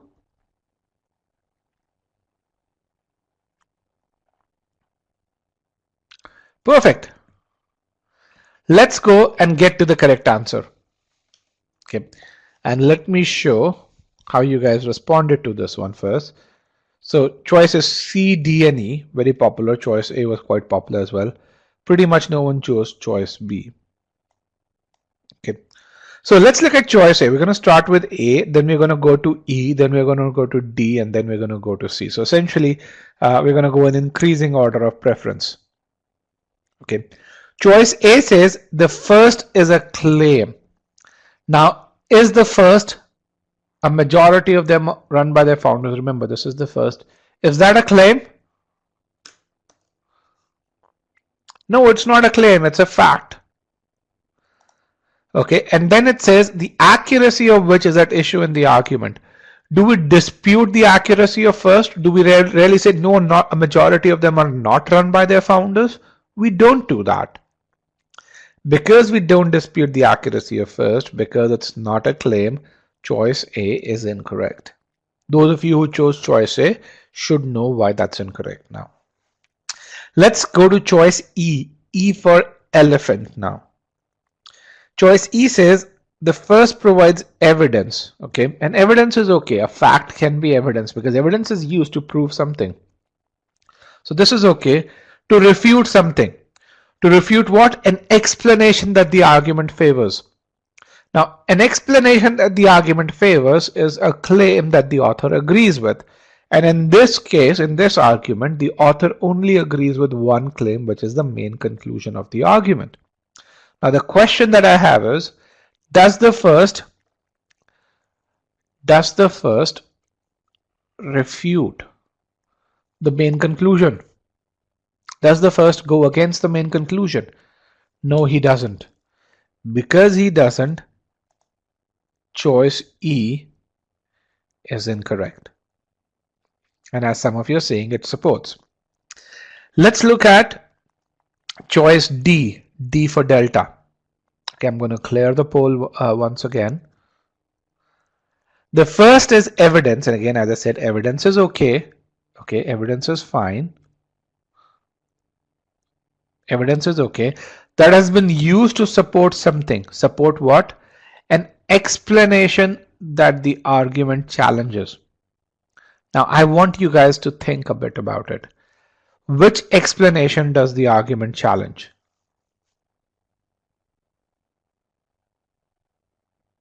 Which explanation does the argument challenge? Look at the argument once again. Can you type it out?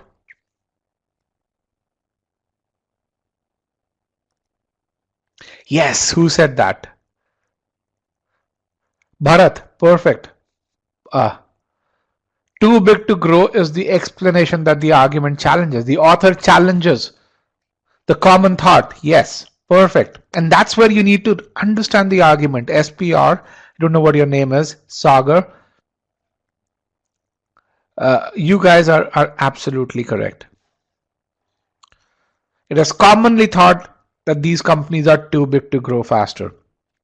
Now, my question to you is, and everyone should really say, that's the explanation that the argument challenges, because the author is saying, no, these companies are not too big to grow, but the real reason why they don't beat the market is because they're run by professional management. Okay, so it's challenging the too big to grow explanation. Okay, now my question to you is, does this statement, which is a majority of them are run by their founders, does it support that explanation that they're too big to grow, or does it go against it? It goes against it. Why? It provides evidence that companies can grow faster than the market. Because of this, choice D for delta is wrong. Okay. A lot of people chose choice D. This is a deep choice. Take a look at it again. The reason why choice D is wrong is because of the logical relationship that this choice D says that the first supports too big to grow, which is undo. Where is my undo here? The first supports this piece over here, too big to grow, which brings us to our correct choice. Okay, which is choice C. Choice C says the first is evidence. Okay, evidence is correct, as I said, that has been used to support something. What? An explanation that the argument favors. As we saw in choice E, this is our conclusion. And does the first support that? Absolutely. So this is correct. This is correct. And what is the second? The second is that explanation, which is the explanation that is favored by the argument. And that is the correct answer. Now, again, as I said, I'm not going to be able to teach you boldface in 15 minutes, which is what we spent on this question. But why did we solve this question? Do you guys remember?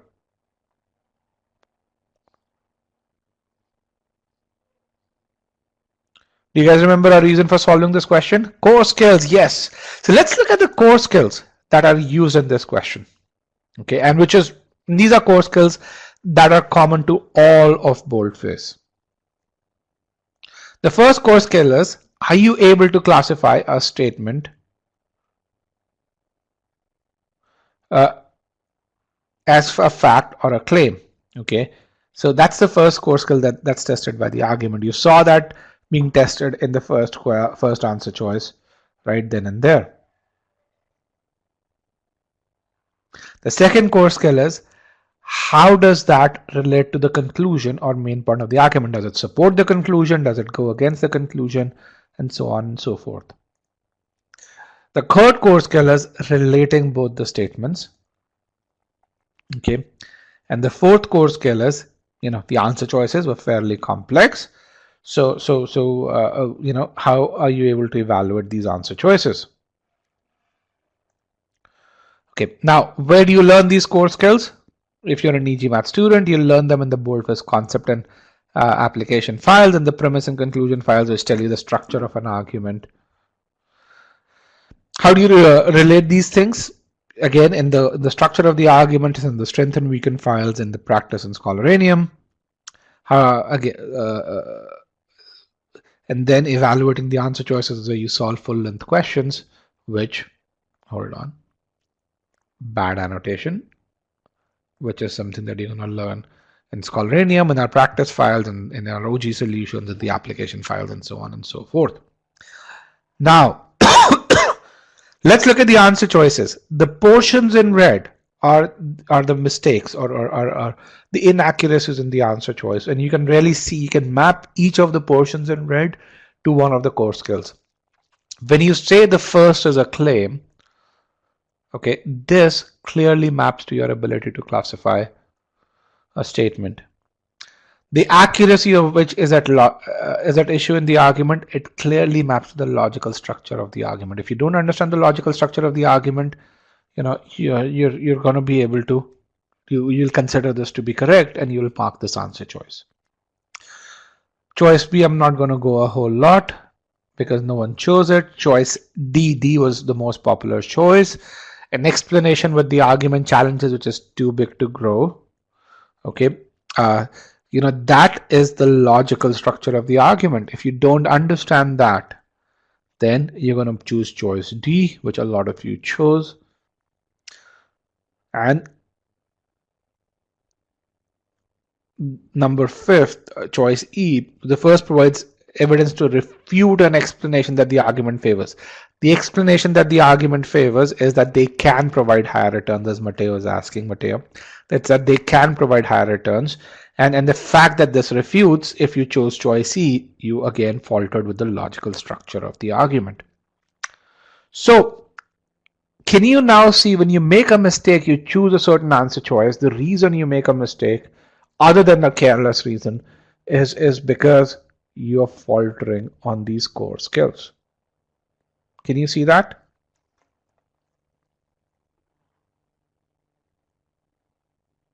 If you fix those core skills, you will be able to get to the correct answer very easily.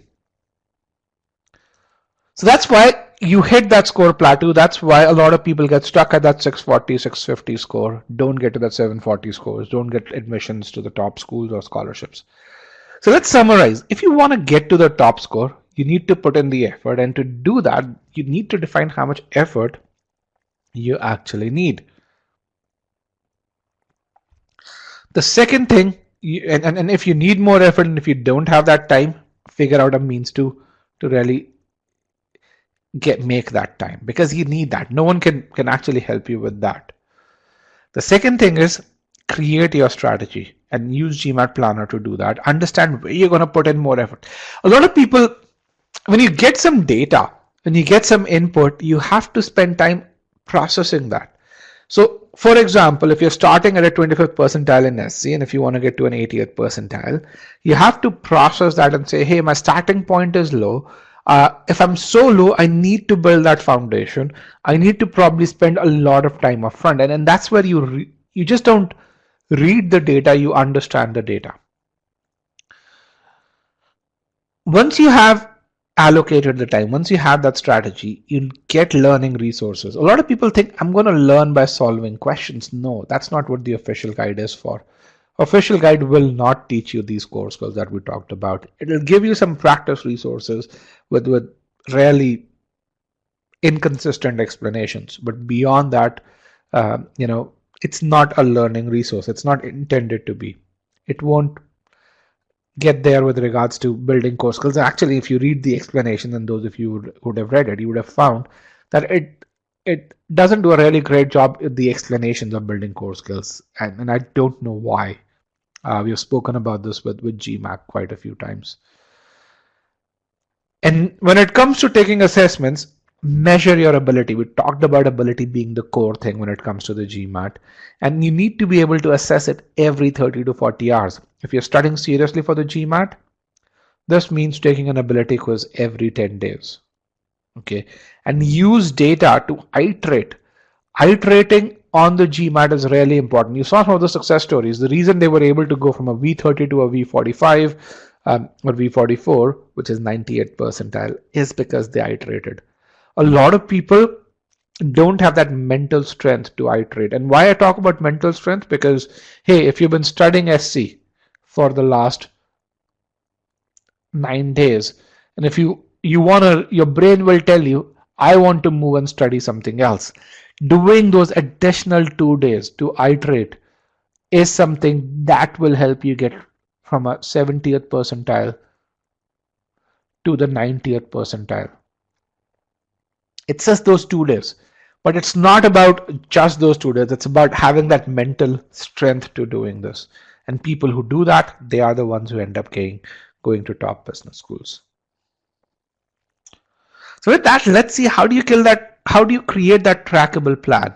And where do you track and what do you track? Okay.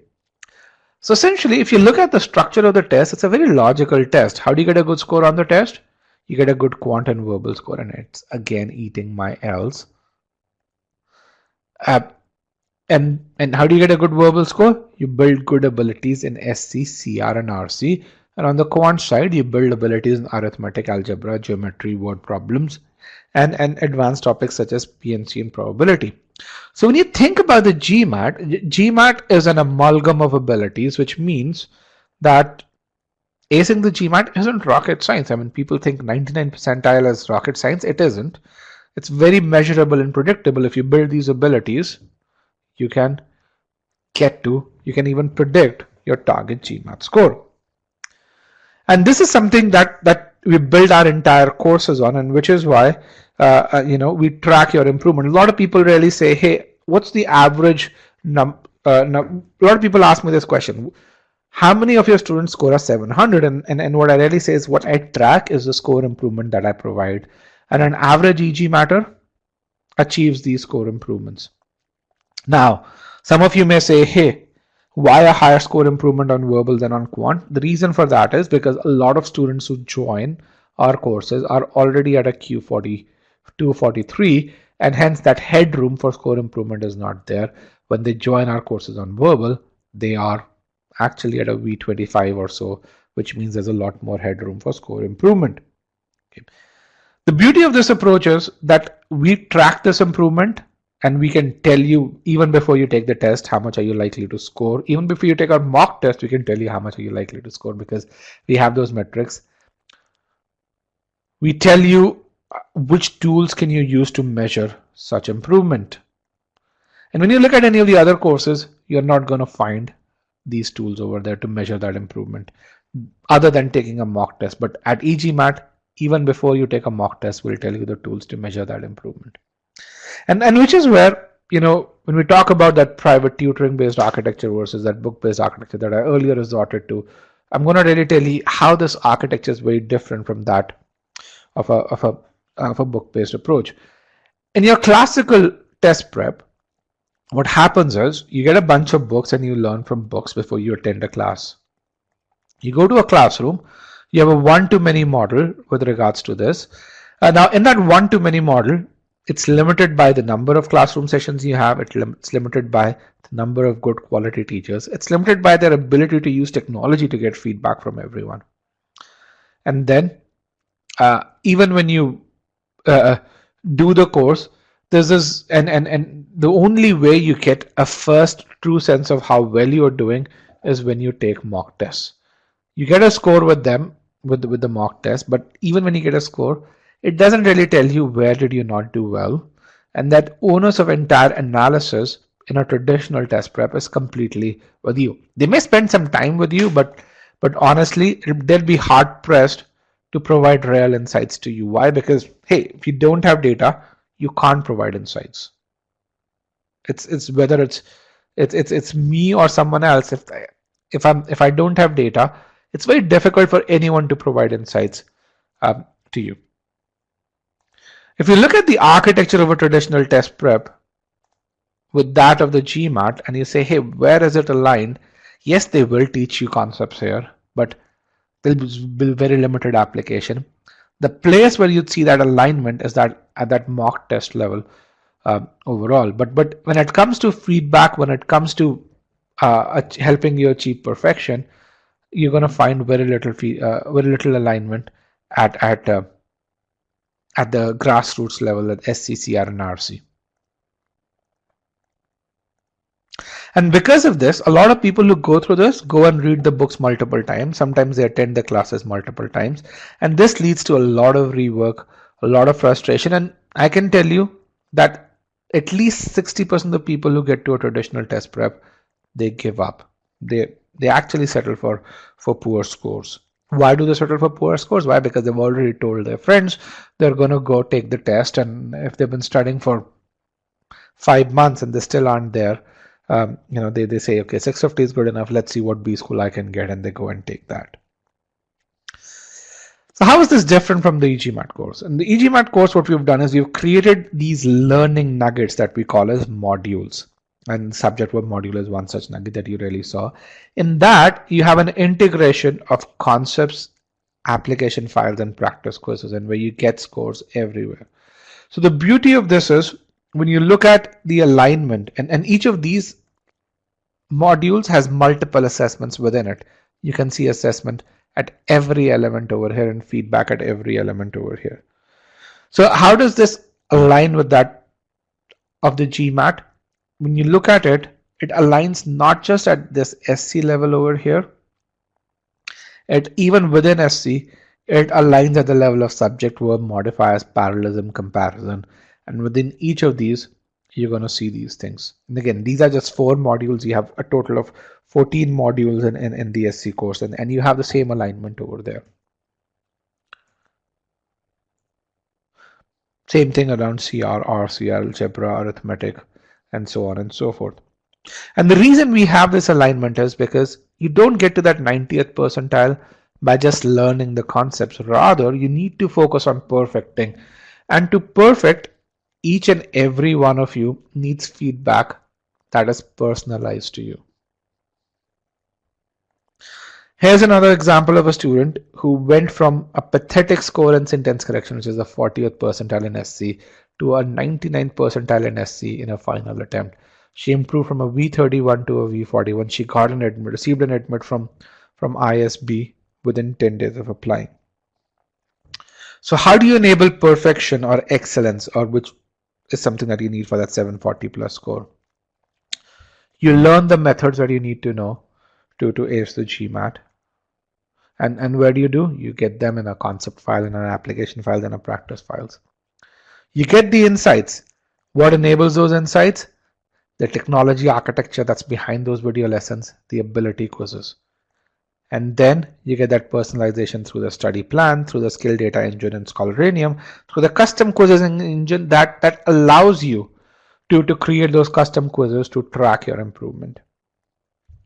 And here's an example of how these engines power learning, and this is our verbs module over here. And what do you see in this verbs module here is you can really see learning. You learn concepts, you're evaluated on concepts, and you learn application. Okay, then you learn the second stage or more advanced concepts, and you learn application again, and you get insights on those. And the beauty of this is you can really say, hey, why did I score so low over here? And you can address the causes here, here, and here. And if you address those causes right then and there, you can get to a much better score over here. And by doing this, you can go from a 60th percentile to a 90th percentile in verb tenses in just about an hour.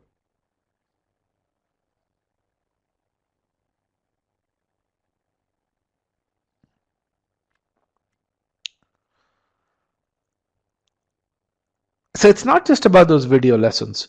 It's also it's about those insights that are personalized to you, and then that journey that is personalized, where you go from your starting point to various points and navigate that journey overall till you hit that target GMAT score.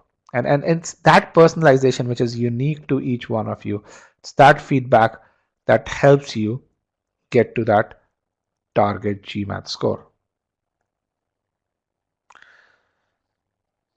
With that, a few takeaway points. Focus on building ability, measure ability always. Focus on spending those 2 hours to build that strategy. Okay, and as you're doing that, as you're executing that strategy, personalize that. Why? Because you may think that you're going to need 30 hours to learn to ace and hit that 90th percentile in sentence correction. In the end, you may end up needing 40 hours. And the key thing is, if you focus on that ability score, you are able to personalize this journey and make sure you hit that 90th percentile, because hitting that 90th percentile is what's important. In the end, if you have any questions, if you need help defining a GMAT strategy, you can always write to me at rajat@e-gmat.com. And with that, I want to thank everyone for joining me today. I'll be happy to share the presentation over here. And while I do that, it'd be great if I could get some feedback.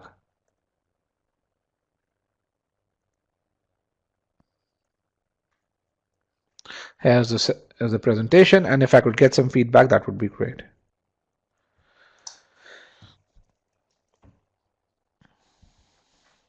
Okay, let me give you a link to Sigma X Marks.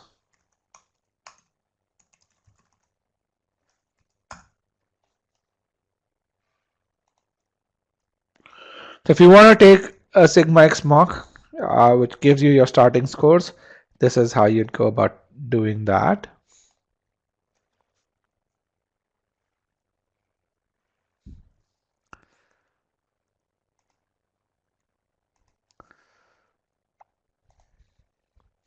I saw a package with verbal and quant. What price? What is the price, and does it cover Scholaranium? Yes, every package that we sell comes with Scholaranium. Georgie, if I'm pronouncing your name correctly. What's the price? Again, you can see the prices for quant verbal packages on our homepage.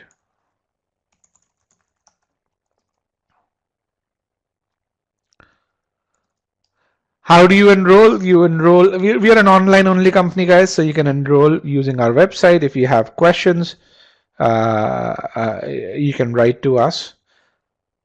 How do you plan prep timing, quant and verbal? Lasha, I think I need to know more details about what exactly are you asking for. If you're asking for how do you plan the amount of time that you need to spend on quant and verbal, the GMAT Planner tells you that based on your starting scores. If you're asking on a question level, that's an entirely different question, and that depends on your own personal talk time that you get from Scholaranium.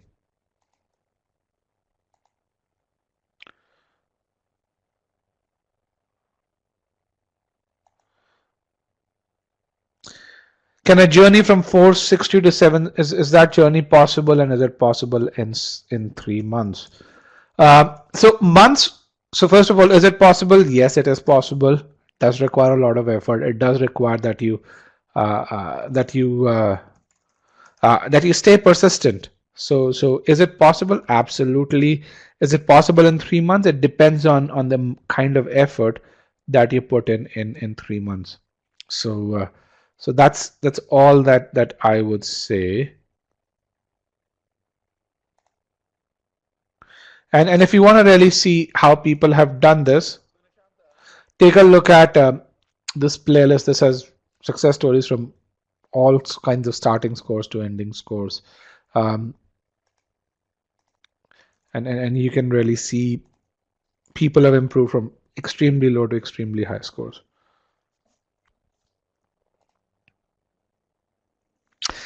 There's a question which says, how can one improve from a relatively high verbal score to go from a V44 to a V49? There seems to be a lot of material and very clear to improve from a Q4. Okay, so guess, I think it'd be great if you can get your name, but essentially when you are at a V44, you're already at a 90th percentile. So in my opinion, you don't need to study a whole lot. You need to focus on perfecting. You need to solve a few questions, look at those mistakes, understand where you're making that mistake. But having said that, what I can tell you is that a V44 to a V49 is only going to improve your GMAT score at the most by 20 points.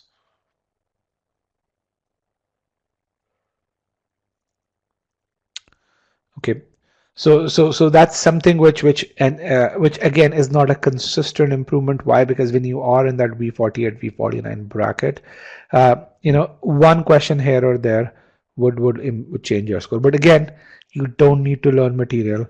If you are at a V44, the first thing that I would do is I'd look at my ability scores in SCCR and RC and identify, do I have an issue in one area where I need to focus on, and then I would solve hard questions there.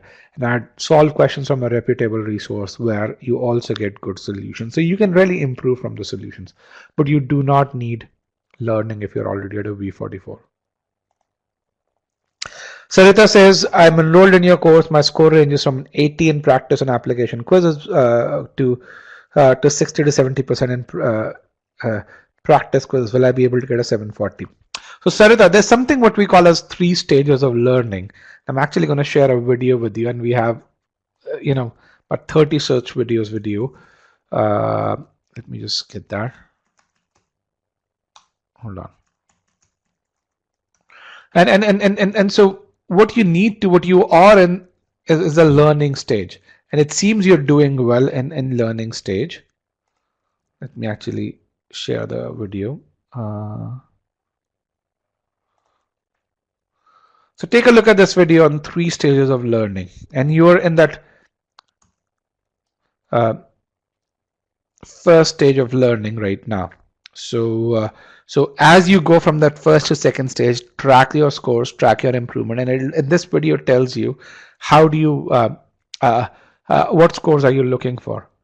And again, we have, as I said, we have a video for each and every stage. So write to us, and we'd be happy to tell you how to go about evaluating whether you're hitting that 740 score or not.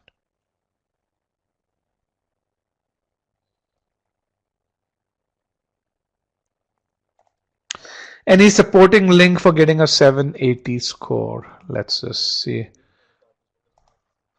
Let me get you. There are many. Let me see which ones I have right handy.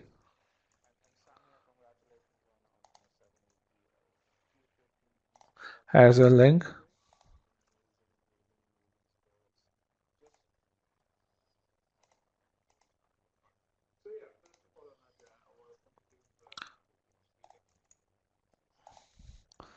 As another one. Sagar says, are there any webinar sessions included? Actually, that was answered. Thank you, Sandeep. If you're an e-GMAT student, after going through the e-GMAT resources, what should be the next set of questions? You should not need a next set of resources. So Nasif, write to us and make sure that you do the 3 stages of learning properly. And what you're going to really find is that if you do those 3 stages of learning properly, you are able to get to your target score. So write to us, write to me at rajat@e-gmat.com, and be happy to address your question by looking at data in your account. I'm a very data-driven person that way.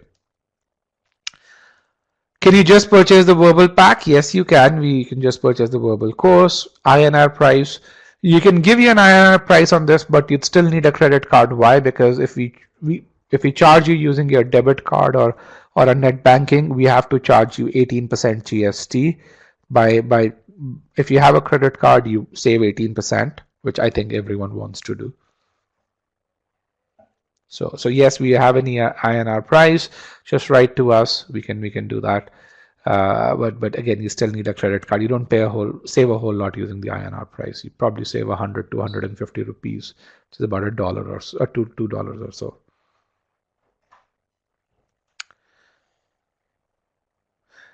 Is it possible to go from a V17 to a 720 plus in 2 months? Yes, you can.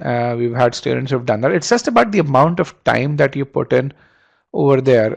I'm going to share a success story of a girl called Sudheshna. She improved from a V17 to a V37. So you can really see that. And again, this is one of many such stories that we have. So yes, it's definitely possible. All right, guys, with that, I want to thank everyone for joining me today. It was a pleasure hosting this webinar for you guys. You guys are such a diligent bunch. You participated really, really well. And that's what made this webinar super exciting and enjoyable for me. So as parting steps, make sure that you study well, focus on learning, and focus on achieving that excellence. There's a lot of content in our free trial. If you want to just go through that and see how it fits your learning style, how the feedback that's provided to you helps you improve, then you'd be able to see whether the course is a fit for you or not. In the end, if you have any questions, reach out to me at rajat@e-gmat.com. Thank you very much and have a good day.